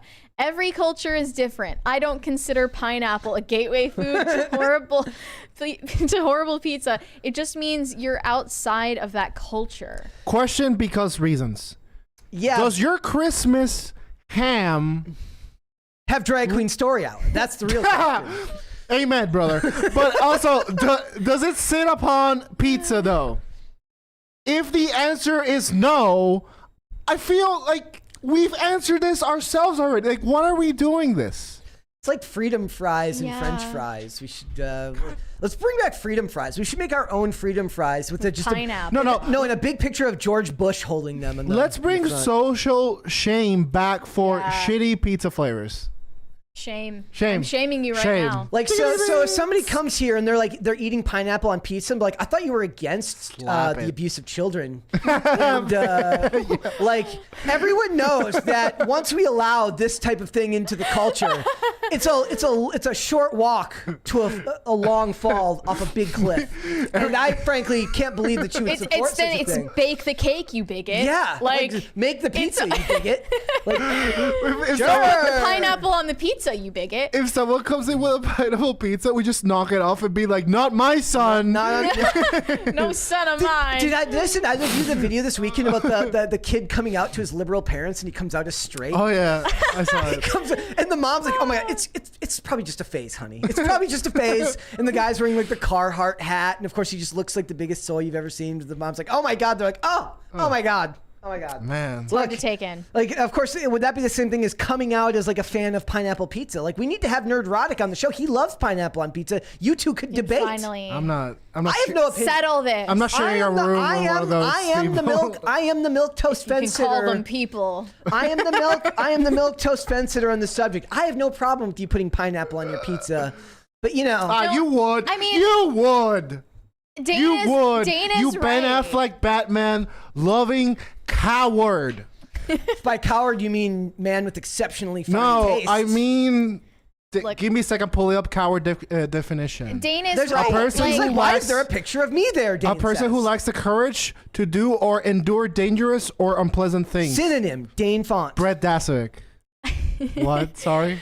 Are you like drenching any bread in pineapple juice and like pork juice? Like, no, that would be No, disgusting. Mary, because I love this country. Okay? Thank you for asking. Let's hold off on the rest. Spam on pizza though? Ugh. Maybe. Based. Ugh. Maybe. Based. Okay, All right, I'll entertain it. Yeah. We're moving on, guys. We got. I know this is a heated debate. There will be room for more. I promise. This is a very fun topic to discuss because everyone likes to laugh at influencers. We all like to laugh at Yes. influencers. Ex-Home and Away star calls out influencers who film themselves crying. First thing I want to ask you guys is, are we past an age now where anyone buys when this stuff happens?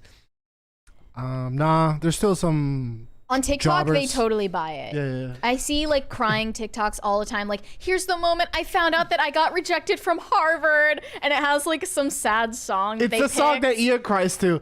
What's it called? What's the song? 1,000 Years. Or By whatever. who's saying that? Christina Perry. Christina He's just Perry? Like, I just pulled over on the side of the road and just bawled my eyes out to that song. It was just, I didn't mean, by the way, I didn't mean to like laugh at Ian No, like you're that. laughing It at how was just- honest he is. But you did. I'm laughing because I'm shocked at how like open that he is. He's a to sweet everything. angel, and you just laugh at him on air. Sketch therapy He is can take right. it. Kevin Smith, like nobody buys it when Kevin Smith laughs or cries on camera anymore. I don't buy it. It's- No one's buying it. What was At that movie he least- cried? What At was that least movie? when Kevin Smith, he said he like posted a selfie of him crying after Wakanda Forever. But like, at least when Kevin Smith does it, he's like, here's me crying in the moment that I'm crying. Not like, here's this totally candid photo or video of me that I was crying across the room and someone just happened to be recording it. So this actress's name is Tamin Sursak. And she's slamming influencers who cry on camera purely for clout. Look, to me, it's one of those things where it's like when an influencer has a video of them staring out a window and they're like, every day I just sit and look outside the window and take in the fresh air, and it makes me think of the possibility. I'm like, you had to take a phone, put it on a tripod, set it on your freaking counter, and then walk out of frame. And then walk back in frame. It's fake. It's not real. Oh my gosh, there's this girl who's like, her snake died or something. She was like a snake keeper, and she set up a video of her holding the snake's dead body and like rocking back and forth and crying, like with the dead body of a snake. I have died With like a every sad day song over, with like for you, Christina darling, Perry don't playing, and be everyone afraid. is commenting like, I was gonna say R.I.P. your snake, but also like, why are you recording yourself crying about it. It's weird. The real way to do it is if somebody else is recording you, and it shows you crying so hard you can't even get the record button right on your own phone as you're trying to hit it. Yeah. You're like, also they got like a mic attached to their thing so they can get the cries. Studio lighting. Like studio is like, there's like you can see the ring lights in her eyes as she bawls her eyes out. It's just so fake. Guys, I think I figured it out. I think this show vibes when I'm cracked out on coffee. It's definitely a factor. I mean, it's not a factor. Is it good for my health? No. Are we having the time of our lives? Yeah. Look, and it's also like everyone can understand crying at the loss of a pet. That makes sense. Totally, but recording it? Propping up your phone like that and then holding the animal, like, the pet animal. It's so phony. So here's what she said. When you're going through such severe pain, if I got told that something happened to my husband or someone I loved died, the last thing I would be thinking of is a camera. I think that's the call out. What would you do in that situation if someone told you someone passed away? Are you getting the camera out? Yeah, whip it out. And that's the bullshit meter, right? And she actually said this happened to her. She was like called out because she had posted this video of her reacting to having a miscarriage. But she didn't post it right away. But first of all, I was like, well, that's hypocritical. But her husband was actually recording the moment because they were expecting to get good news about her pregnancy. Yeah. They were recording her crying on accident. But she never posted it. It wasn't premeditated. And she didn't post it until after they had their next child. Yeah. So she like wanted to say, like, look, you can go through a lot of harsh things. And even then, I'm not sure I like the idea of posting the video. I don't know. I think that people need to be more open about... You hear that? I hear it. Okay. I hope everything's okay downstairs. Yeah. I think people need to be more open about miscarriages because it's a problem that a lot of people go through that's not talked about that much. Yeah. But at the same time, like, I don't know, does the video of your reaction to it help people? Maybe. It's totally subjective. Yeah, like I'm up in the air on this stuff because like I'm judging it based on the influencers, right? Like it's very hard to separate. They've like poisoned the well. It's very hard to separate where those with good intentions and those who are actually trying to help meet those who are just trying to gain some type of clout via crime. Remember there was the whole thing about I think we did a topic about this before about crying influencers, or it might have been about the crying filter. Oh, crying filter. Yeah. It might have been about the crying filter. It was. Like, ugh. God, I'm just terrified waiting for this crisis party. It's every You time. love it. Every time we exceed that amount, I'm just waiting anxiously for my eardrum. Oh, we got a super chat here. Did we? Ryan. No. Oh no. Okay. No, Not new. Okay. No, not new. Like to me, I also prefer people be honest, right? Like I prefer that there's like more sincerity and more like I talked to someone over the weekend about how people often conflate corny and real. And I think a lot of people think of stuff as corny when it's really just somebody being honest or something being done, without fear of being judged. Well, I mean, I'm not saying this is like a disparaging thing, but it is the same thing if it's on the internet. I don't agree. I think that there is a place. Functionally, it's the same thing because we're at a point in internet culture where like everything is so ironic and post-ironic and post-ironic and self-referential. Well, then I am corny because then I'm probably considered corny. I'm corny 80%. and I'm then proud. I'm probably the one who's considered corny 80% of the time because I would rather people focus and talk more about things that actually get them excited, things that actually enervate them, right? Like, I don't know if I buy... Well, people are just so excited about, like, the cringiest shit these days. But that's subjective. Like, what we consider cringy is not the... But what we consider cringy is not the same thing with somebody else, or what corny... Eric Butts crying at literally every Star Wars trailer... from Disney.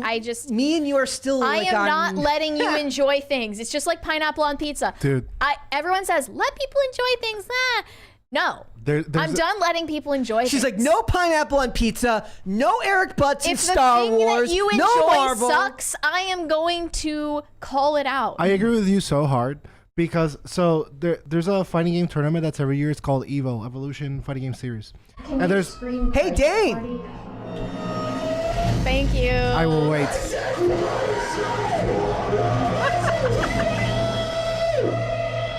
The well, it's the best part. I loved that. I was gonna make your voice deep and scary. It was gonna be like, I love that. That's terrifying. I decided not to do that. Okay, well, anyway. Okay, your point. Yes. Dane. So this guy, he's been like an intimately he's been intimately involved with this tournament since its inception, and every year for like 10 years in a row, he cries at the end of the stream. He's like, I'm just so proud of all of us and what we're doing. It's like, dude, the first time it was cute.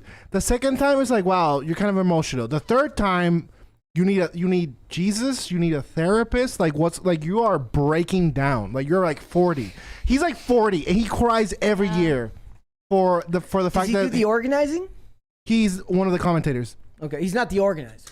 I mean, maybe he helps organize. I don't know. Let's ask him. If it's a lot of work, you know, I mean, every year, Brett.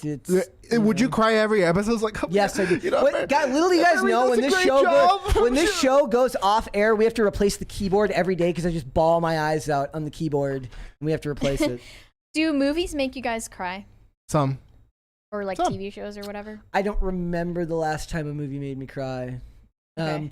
The funny thing is, there was some scenes in Buffy that were wow, Brett. No, you didn't let me finish. That were clearly designed to make you do that. That I'm just like, even me, who's probably the corniest out of everyone here, was just like, not hitting. Nice try. Brett's watching Buffy in the background. I have died every day waiting for you, darling. Don't be afraid. Somebody comes in and like is like, ignore the tissue box next to the chair. It doesn't mean anything. It's just a coincidence. Ian's weeping. He's like, I don't remember. I could have cried at the end of Top Gun Maverick if it had been a different day. Actually, Top Gun Maverick, that got me a little bit. What? I didn't cry, but I could have. A straight white guy got the girl and drove off into the sunset. Holy shit! Based. It was like in the scene where everyone was like hugging and like reuniting and stuff. That was when I was like, you know what the best part was? The best part was, you know, so there's a Chad and he like kills that guy in the end, and he like. He basically just says like, oh yeah, the people I've killed went from 3 to 4, and everyone's like, high five, dude, you're a genocidal murder, and then everyone just starts high fiving him. I'm trying to think. Like, does no one remember that part? No. Damn. Well, there's definitely that point missed. There's definitely some stuff that I've cried at, and I'd have to like maybe that'll be my next list, like movies or shows that have made me cry. But it's never even the part that you think it's gonna be for me. It's always something. I cried at a part in Sweet Tooth actually over the weekend. When his dad dies. I literally can't imagine media making you cry. I seriously did, because after his dad dies, he like lives on this little homestead and he can't figure out how to like survive or make any of it work. And then he burns his toy dog in a big fire, and I was like, wait, no, don't. There was almost a scene in season 2 of Lucifer that almost got me, but I was also like, are you two just crying all day? What the hell's going on? Like, I'm a girl, I'm allowed. Fair. Okay. I was not emotionally stable at the time. So you know, it is what it is. As long as you acknowledge that, and we can move on from that. I was not emotionally stable at the time. That's I'm never fine. Emotionally. Yeah. Well, it's why this podcast works so well, Mary. It's like Brett's kind of emotionally stable, but not really. And Mary says she's never emotionally stable. Just angry about everything. It's like Brett loves everything, and Mary hates everything, and it's a perfect contrast to one another. And I'm objective truth. No. Okay. Well. No. Objective. Wait. Yeah. I mean, today it's a good day for Dane. I'm 1,000 for 1,000 today. It's a Dane day. Except that apparently that last point I made that no one remembers. I didn't remember. So you remember they're gonna die, and then the Chad comes in and he kills the unknown ship and then they land on the cruise and they're like, oh my god, we survived. And the guy's like, yeah, well, I went from killing 3 people to 4, and everyone's like, yeah, high five. No. Chad, Ellen Garcia says men can only cry at funerals crazy. or the Grand Canyon. What people say? Grand why do you cry Canyon? for the Grand Canyon? It's literally just a big I've heard hole. that saying. Grow up. Grow up. I don't know what's so great about the Grand Canyon anyway. I'm trying to think the last time I cried for media. I don't know how good it is to like just sit here and talk about let's talk about all the times we've cried while watching media. That's Sorry. not exactly good. The for one your last ego. thing I'll say about this is like people used to believe everything they saw on social media. Now you don't. And now they don't. I don't believe any of it. Well, I'm cynical some to people, all of it. children do, but still. When I saw myself in Ariel, I was like, "Oh my God, I'm gonna be a mermaid one day." There was a time when Logan Paul would post a video on YouTube pretending to be colorblind, and all of his fans would believe it. And Logan Paul. He'd pretend to cry while looking at the sunset for the first time with colorblind glasses, right? Like, do you remember that? And video? people believed that. But then iDubbbz made a video calling him out for it, and then it was just like it was over from that point on. Do you remember that video he made? Was like, I recognize my white privilege and that I am not helpful enough to minorities and women. In 2020, maybe. Something when was like that? that? Yeah, I don't know. He was having a bad time. I will say that when I got sober, you can't regulate your emotions the same way.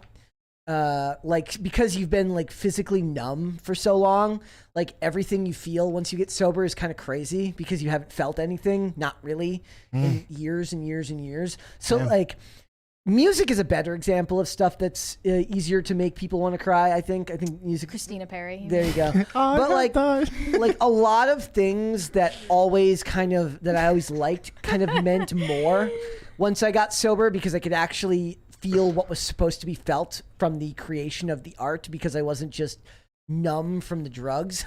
So it's like that I wasn't exactly working with a full deck at the time. Oh my God, I remember the last time I cried in a show. Okay. It's not Breaking Bad, it's the other one, Better Call Saul. Oh my God, there's this scene. So recently. Yeah, dude. There's this it was in 2020. There's this scene where Saul is with his brother and they're singing karaoke, and the song they're singing is The Winner Takes It All, and it's setting up basically the battle between them, and that ultimately like only one of them will emerge.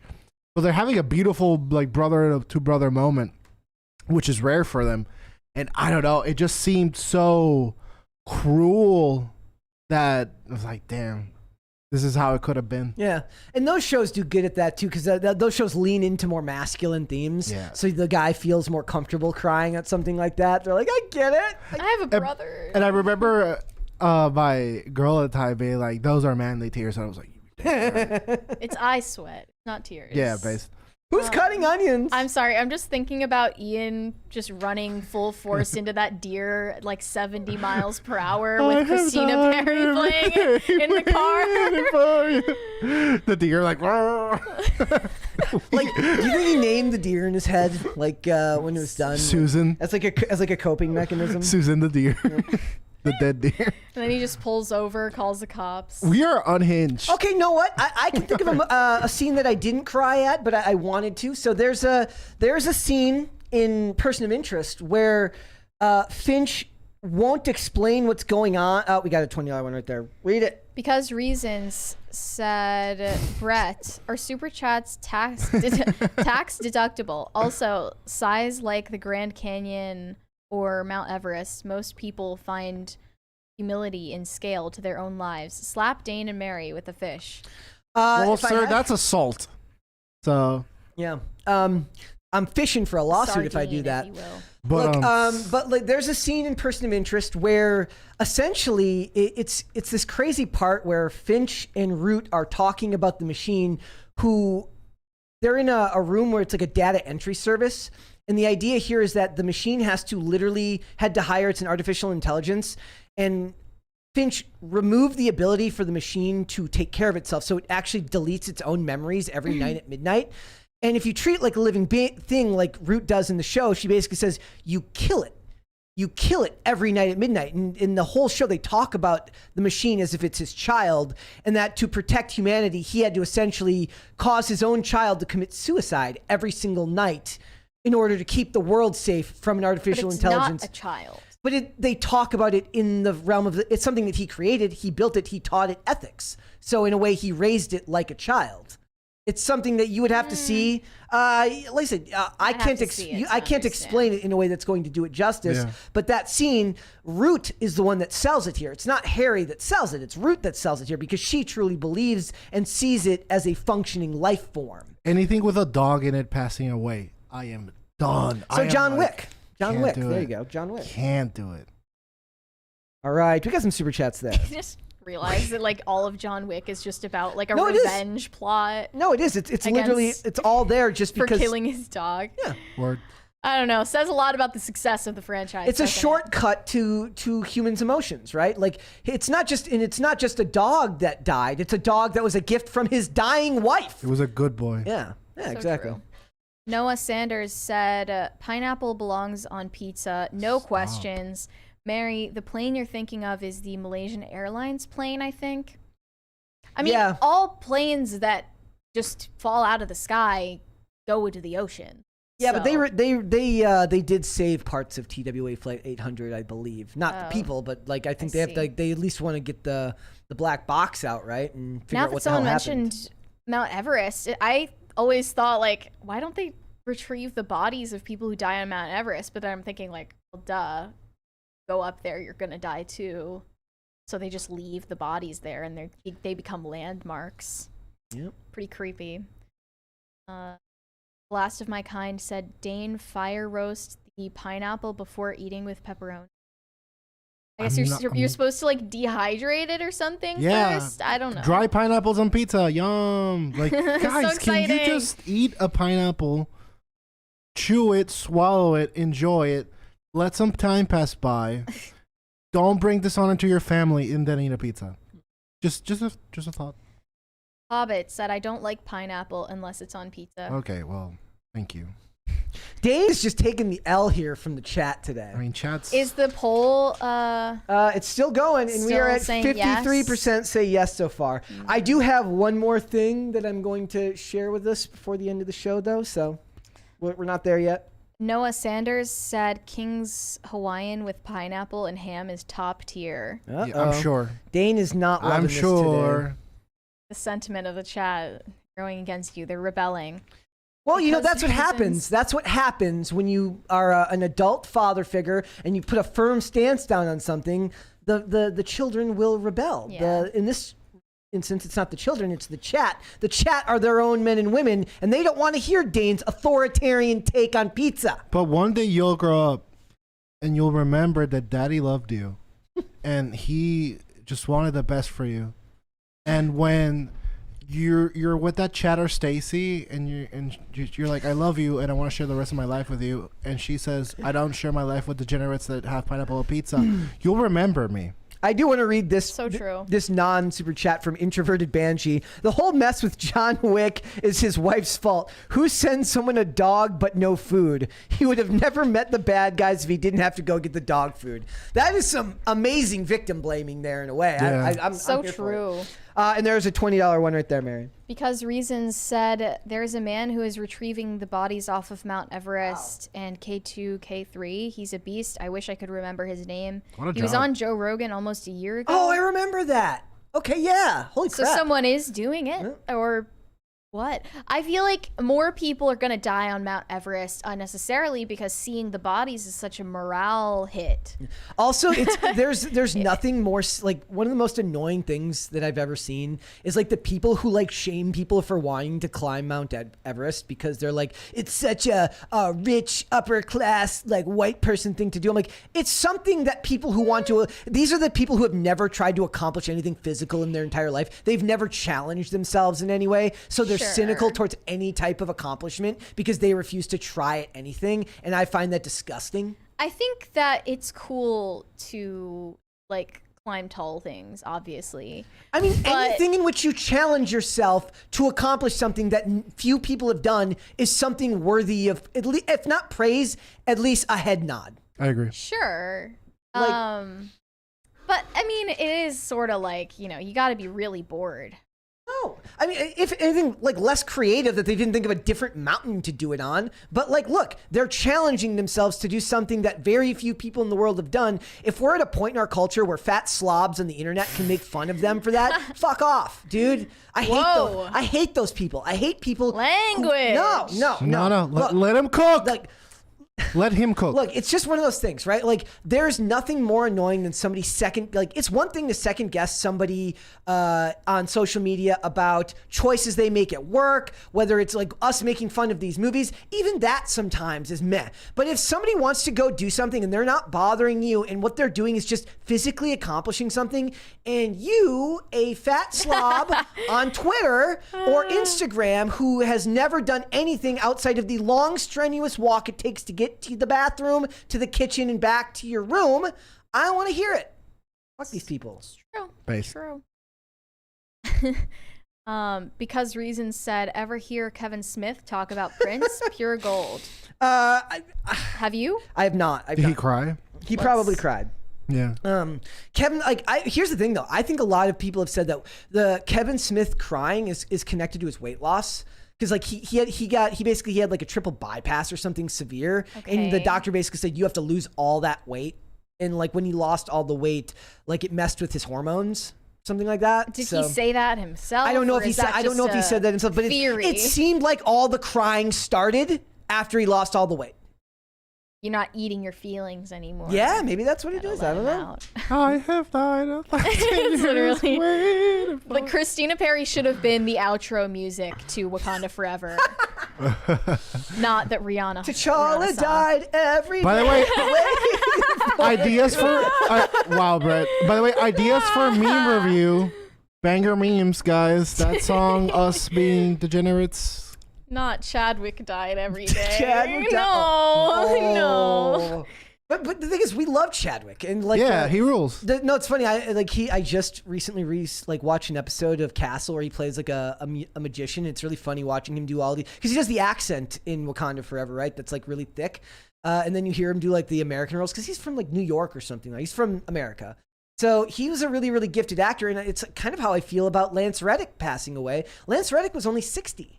I mean, that's not very old when you really think about it. No health condition? People said he died of natural causes, so he might have had like an undisclosed health condition. Too much of a legend. Yeah, kind of. Everyone go watch The Wire. There you go. It's your daily reminder to go watch The Wire. I've never seen it. And Fringe and John Wick. Your daily reminder that when you turn 30, you're halfway through life. Thanks, dude. Well and past. Yeah. Thank you. That's fantastic. I'm on my way out. Thank you, Mary. Same. No, you guys are gonna live long. My dad is 77 and still like runs the mile. My grandpa's 100. Okay. Whoa. He's literally 100. King shit. Like, King shit. But my dad's like in his 70s and still like runs the mile and bikes multiple miles. Fine. Like, but my dad also like I think he realized that he had to like stay in shape and stuff like that. So he's also a Fed. He could be a Fed. Dane has this weird theory that everyone is a Fed except for him, and I think, maybe that just means you're the Fed. Yeah, that's what a Fed would say, how can everybody be a Fed except for you? Yeah, how could they? You know what they say, right? Mary. What do they say? Well, who's they? First of all, who's admit they? Nothing, Feds? Admit nothing, deny everything, make counter accusations, straight out of the CIA playbook. I think Dane is the Fed. Personally. Guys, tap one in chat if Brett and Mary are I Feds. love that clip of Jordan Peterson, by the way, where he's like, my daughter. All the women are rejecting you. The women aren't the problem. He's right. He's right. Maybe the women aren't the problem. I love that clip. I do love how he's like become synonymous with like women bashing though. Like it feels. I don't know why, because he has bashed men's misbehavior just as much. What are we gonna do without men? I can't. We got a $20 one. Okay. Oh. Cowboy Tombo Slice said pineapple and jalapenos on pizza cuts out the spice and makes for a very savory pizza. Also, it may be a childhood trigger, but every time I watch Fox and the Hound, something gets in my eye. There you go. Nothing wrong with that. Thoughts on the pineapple and jalapenos? I mean, I don't like jalapenos on pizza. Spicy. I'm too white for that. Oh, there was also ketchup is spicy. There was a big thing over the weekend about how not seasoning your meat is racist. Oh my gosh, I saw that girl's video because she was like, "Yeah, I cut up fresh onions and fresh garlic instead of using dried onions and garlic. That is the most that is the most recent like racist thing. Also, Pantry Organization is racist now. I have died everything. Oh God! Thank you. Why did he have to go that hard? We love him for it. I had to bump the gain up too. I loved that. I had to bump the gain up too because of the limiter on here, so the compression limiter. That's great. Ryan said, everyone knows bacon, pineapple, brownies, and s'mores are peak pizza toppings. What the fuck? That's Table's looking good today, guys. Table's looking good today. Thank you. I don't know about the s'mores thing. The s'mores thing is like, you're kind of losing me there. The brownies, no, too heavy. Using your grasp on reality. Oh, I had a gourmet grilled cheese over the weekend from a food truck, and it was so freaking good. It was eggplant parmesan. It was the best. Nice. I can make one better. They have like a Texas grilled cheese at Waffle House that I didn't know about. Really? We went to Waffle House like last Thursday or Friday, like 3 in the morning. Guess I wasn't invited. That's fine. It was 3 in the morning. I know why I wasn't. But we went at like 3 in the morning, and I was about to order my burger, and I'm like, Texas. Oh my gosh! This is new. Do they have new menu items? Look new. I'd never seen. I got the burger anyways, but dude, grilled cheese on Texas toast is. Well, then you should go to Waffle House where they. Or I can make it myself. Because it's cheese and butter, and I'm not a baby looking for a fight. Fed would do. This is just turning into a food cast. Let's do one more, and then I want to share this one more story. Okay. Baron of Gray Matter said, more woke tears, please, and thank you. Colored hair and tears, the lucky charms of woke brain virus. Well, do you think like what, all the hair dye like seeps into your tear ducts? Just go to someone with colored hair and be like, lucky charms looking ass. Did you see my my picture that I took with Seamus on Friday after the show? Yeah. I got a selfie with Seamus. Are you proud of your anti-Irish joke right now? I got like one of the first comments was like, did you make him into hash browns after? Yeah. Damn. Well, I was gonna draw a picture on his face because everybody in the chat was like, somebody please drop a face on the potato, and then somebody goes, it's a yam. It is? Apparently it was a yam. No, it's a sweet potato. I was like, I have no idea. I was like, it looked like Seamus to me. It's exactly the same. It's the same picture. But let's hold off on the rest. And we will come back after. I want to talk about this one very quickly because it's a warning for me and any of all the boomers in the chat. It says, woman who thought she was dating George Ezra was actually a victim of fraud.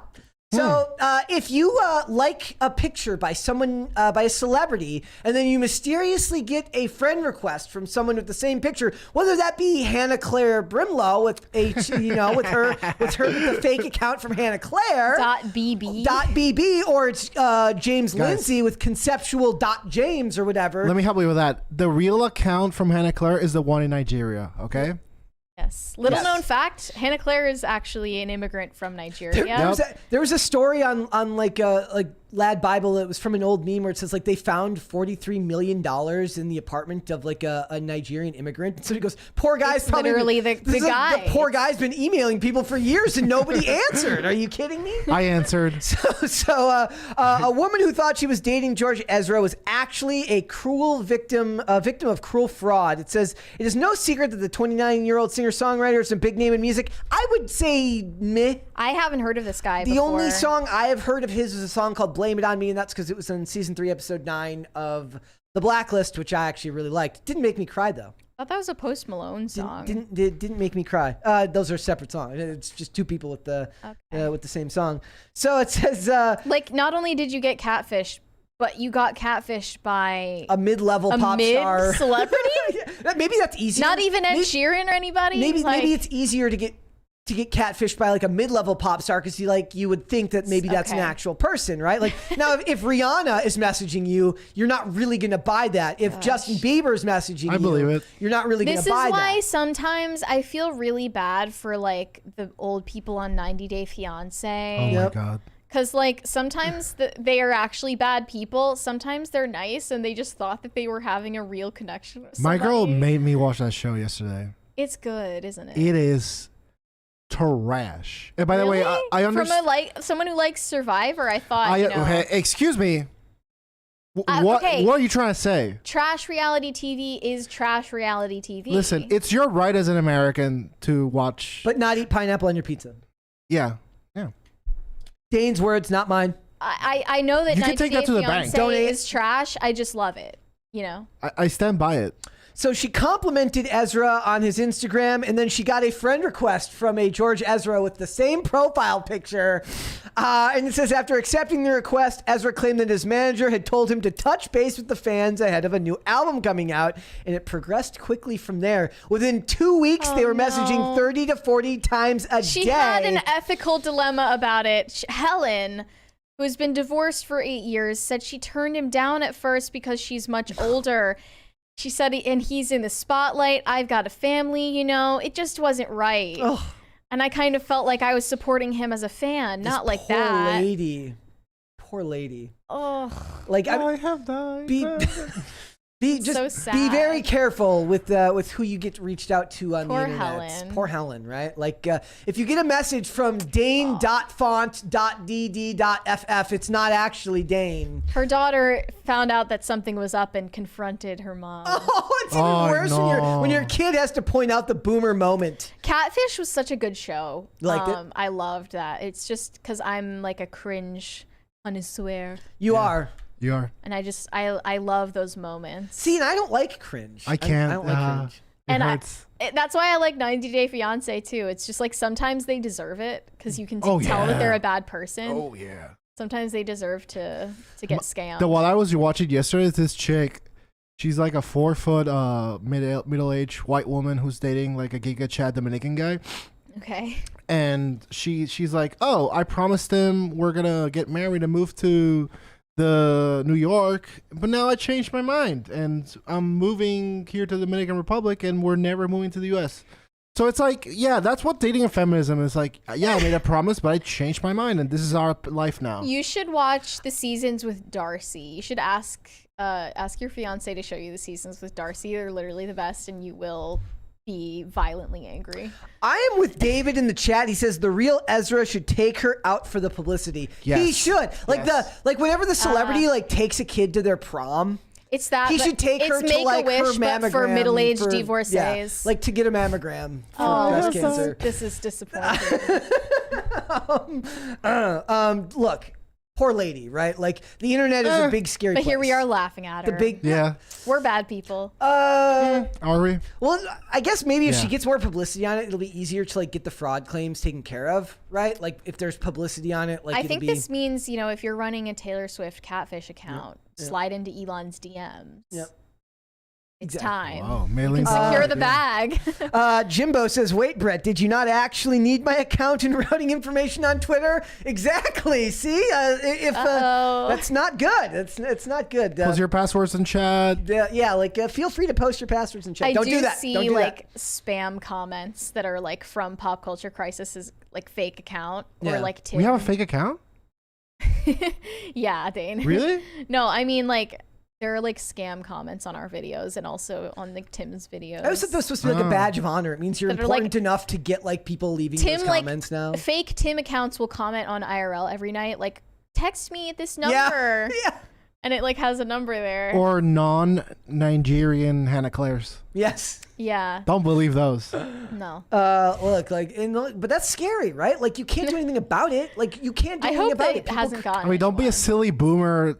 Don't be a silly, gullible boomer that's ruined the economy and ruined your life. I have died 1,000 years. Look, poor Helen. I'm crushing today. I want Helen to get this taken care of, and I want the real Ezra. I'm with David in the chat. I want the real George Ezra to take her out on a date. I don't know how I feel about people with two first names as weird as George Ezra, but it is what it is. All right, we got some super chats there, Mary. The last of my kind said, what is this flooded pineapple pizza y'all are eating? It's not being done right if it's like that. Segway neither will take the other's name. J-Lo over Swift taking the best Batman's name. Yeah, let's go! Way to go with the not real communism argument. Sad Dane montage. Way to go. Yep. Good for you. Cue sad Dane montage. Look, J-Lo did, like, who did we talk about recently that they got like made fun of or like criticized for taking J-Lo. J-Lo, yeah. So, and they just like only turned down. because she's been divorced like a trillion times. She's literally got the Infinity Stones, except for their engagement rings on her hands. Otherwise, it would be like no one would bat. They just pulled out of escrow out of another mansion that they were going to buy together. Like if a $64 million mansion. If J-Lo was 20, she would have been on the Whatever podcast, and Mary would have been shitting on her. Likely. Or it could be that Ava Max song. Here's the difference, though. J-Lo has talent. The girls on that podcast don't. Does she, though? Yes, absolutely. Okay. Absolutely. Haven't you seen Maiden Agree to Manhattan? disagree. This guy. What about me? This guy over here. Yeah. It's over 9,000, said Brett. Make a list of actresses who were able to look sexy with short hair. Names like Jerry Ryan, Halle Berry, and Jolene Blalock come to mind? First of all, I would need to know what you qualify as short. Are we talking above the ears? Are we talking below the ears? I don't remember a Jerry Ryan in that point. Otherwise, Hayden Panettiere would come into that list. Definitely needs to be above the ears. Hayden Panettiere comes into that category. She does it quite well. I could get you Emma a list. Watson. Look, the thing is, no hot woman looks hotter with short hair. This is true. It's a fact. And just like no hot woman looks hotter for having tattoos. I don't know about that. I'm gonna fact check on that. I'm gonna say I don't know about that one. Maybe, but like definitely tattoos are never something that's like adding to. I would say some are hot. I would have to do some research on the short. I don't want to like just do it off the top of my head, but I could definitely come up with a list of some sorts. I got so many lists I need to make. I'm not going to make 100 movie lists like Chris Carr, and I'm not going to exclude British people out of some bigoted dislike of the British. But who does that? I know, right? Maybe make a list of like actors you didn't know were British because they're so good at American accents. Dude, I guarantee you that like almost every show you watch, there's at least one British person faking an American accent. It's funny because most British people are terrible at faking American accents. I mean, really I would say Americans are bad at faking British accents. No, wait, what? Crushed it. I was watching Great British Baking Show, and at some points the accents are just incomprehensible. Love that I just show. tune it out. What was it when we went and saw Uncharted, and he does like a Scottish accent, and the joke in the movie is that nobody can understand what the hell he's saying. Dude, Maria hates that show because everyone's too happy. I was like, can we just enjoy things like people making desserts and being happy about it? Yes, we can. No, yeah, it's a good show. It's a good show. There's also a lot of Canadians who have to like hide their Canadian accents. If you watch old episodes of the X-Files, it's one of the greatest things ever. Gillian Anderson has like an incomprehensible like American British accent in the real world because she spent half of her life in Britain and half of her life in America. But the show is filmed in Canada, so it's funny how all of these small Midwestern towns suddenly have a bunch of local cops that all have like hilariously Canadian accents. We'll solve the crime, eh? It really was like funny to me when Lauren Southern was here and she would say the word drama as drama. That's drama. Yeah, does she say trauma as trama? Trama. Like, what translates? Who says drama? What? Who says drama? The Canadian accent. Oh yeah. Yeah. Gross. Mm-hmm. What's a TV show? What's a TV show you have watched recently that you liked? Not Sweet Tooth. Well, I did like Sweet Tooth, actually, but something else. I just, I don't know. I haven't been watching like news. It's like I guarantee if you pick any show, there's usually at least one, and a lot of times it's the leading person. It's a British person faking an American accent. I mean, Walking Dead is something I've been rewatching. Hugh Laurie in House. Hugh Laurie. But also the guy, the one who plays Chase. I guess he doesn't fake the he fakes the accent in Chicago. But what is Fire. the name of the actor that plays Rick Grimes? Because Lincoln, he is. I know that he's British. Andrew Lincoln. Or Australian. I forget. There are a lot of Australian, like covert Australians. Margot Robbie is one. Yep. And she'll basically never use her real accent in anything that she does. So. But also the other guy from that one isn't not Gira, but not Norman Reedus. Oh, I can never Norman remember his Reedus. name. Norman, no, he's pretty American. sure he... No, he's American. That's not him that I'm thinking of. It's somebody else. Okay. But there's a bunch of them, right? It's very common for British actors to be able to fake, but it's always like a generic American accent.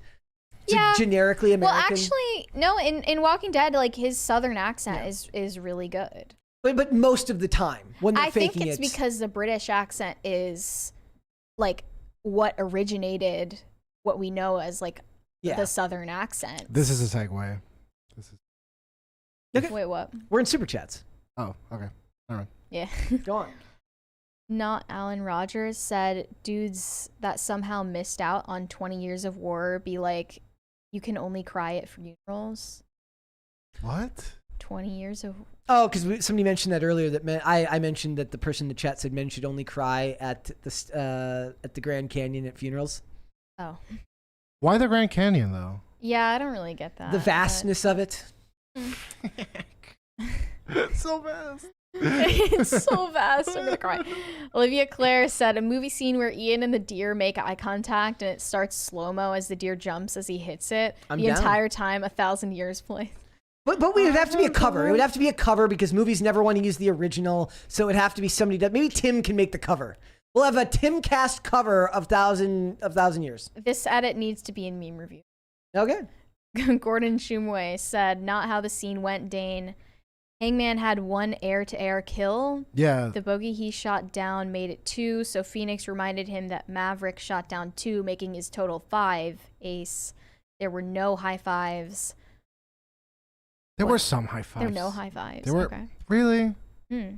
I remember him being like, yeah, I've killed 5 people. And everyone was being like, yeah, you're the best.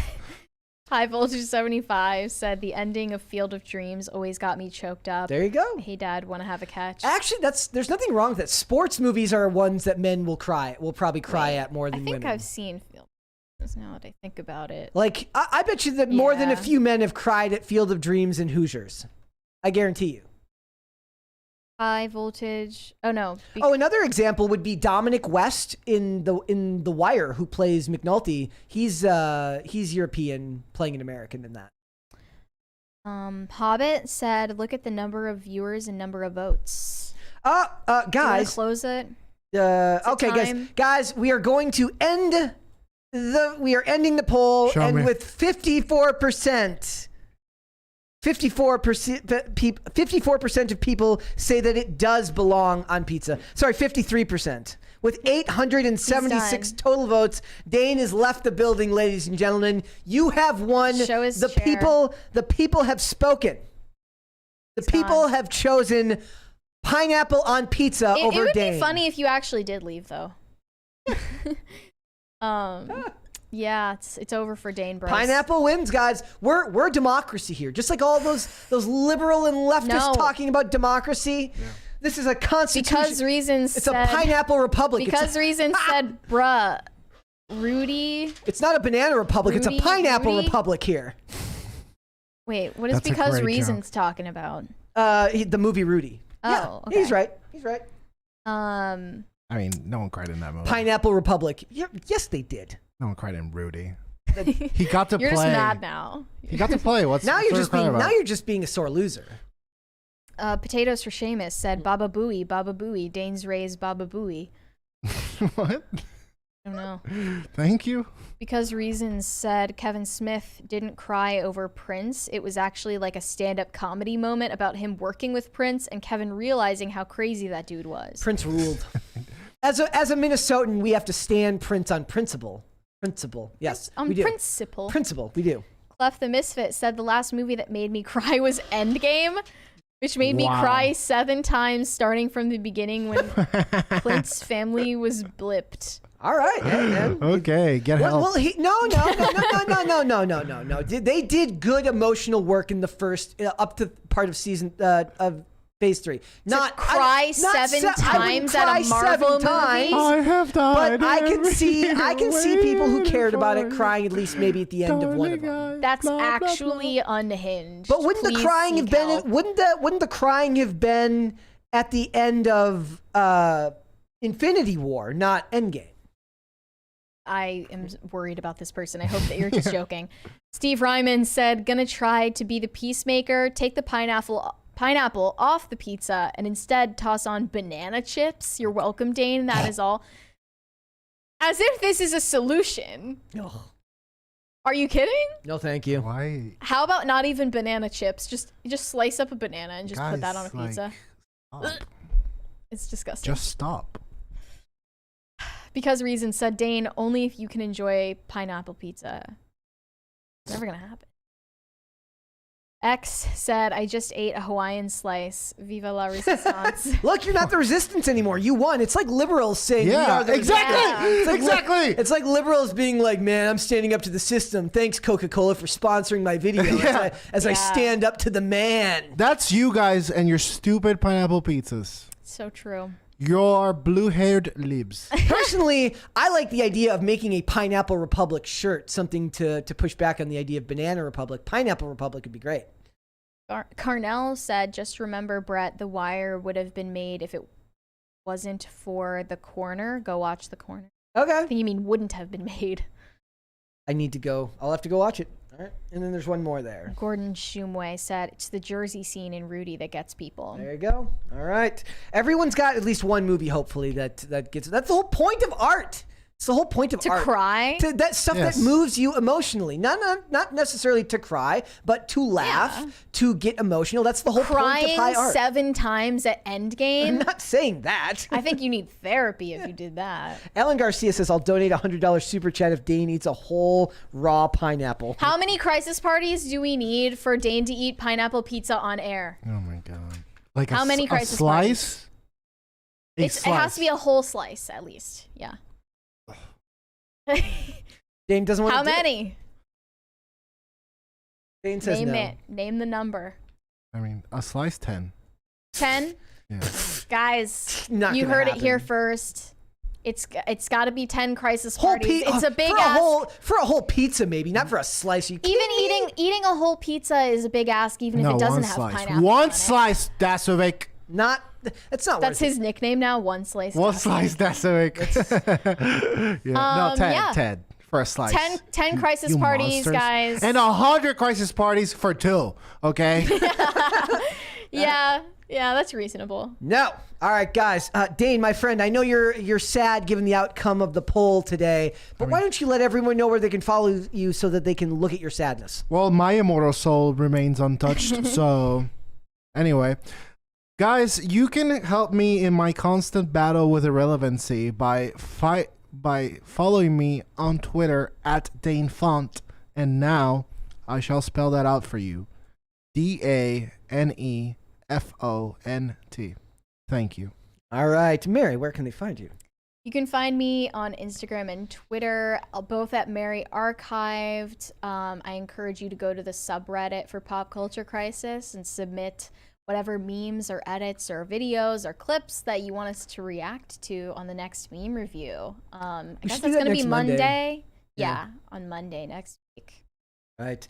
Guys, before we go, I want to thank you all for participating so fiercely in the poll today. Would you go down and like this video, subscribe to this channel if you have not done so already. Leave a comment on this video and your thoughts on pineapple on pizza. No pineapple, no peas. Everyone would love to know.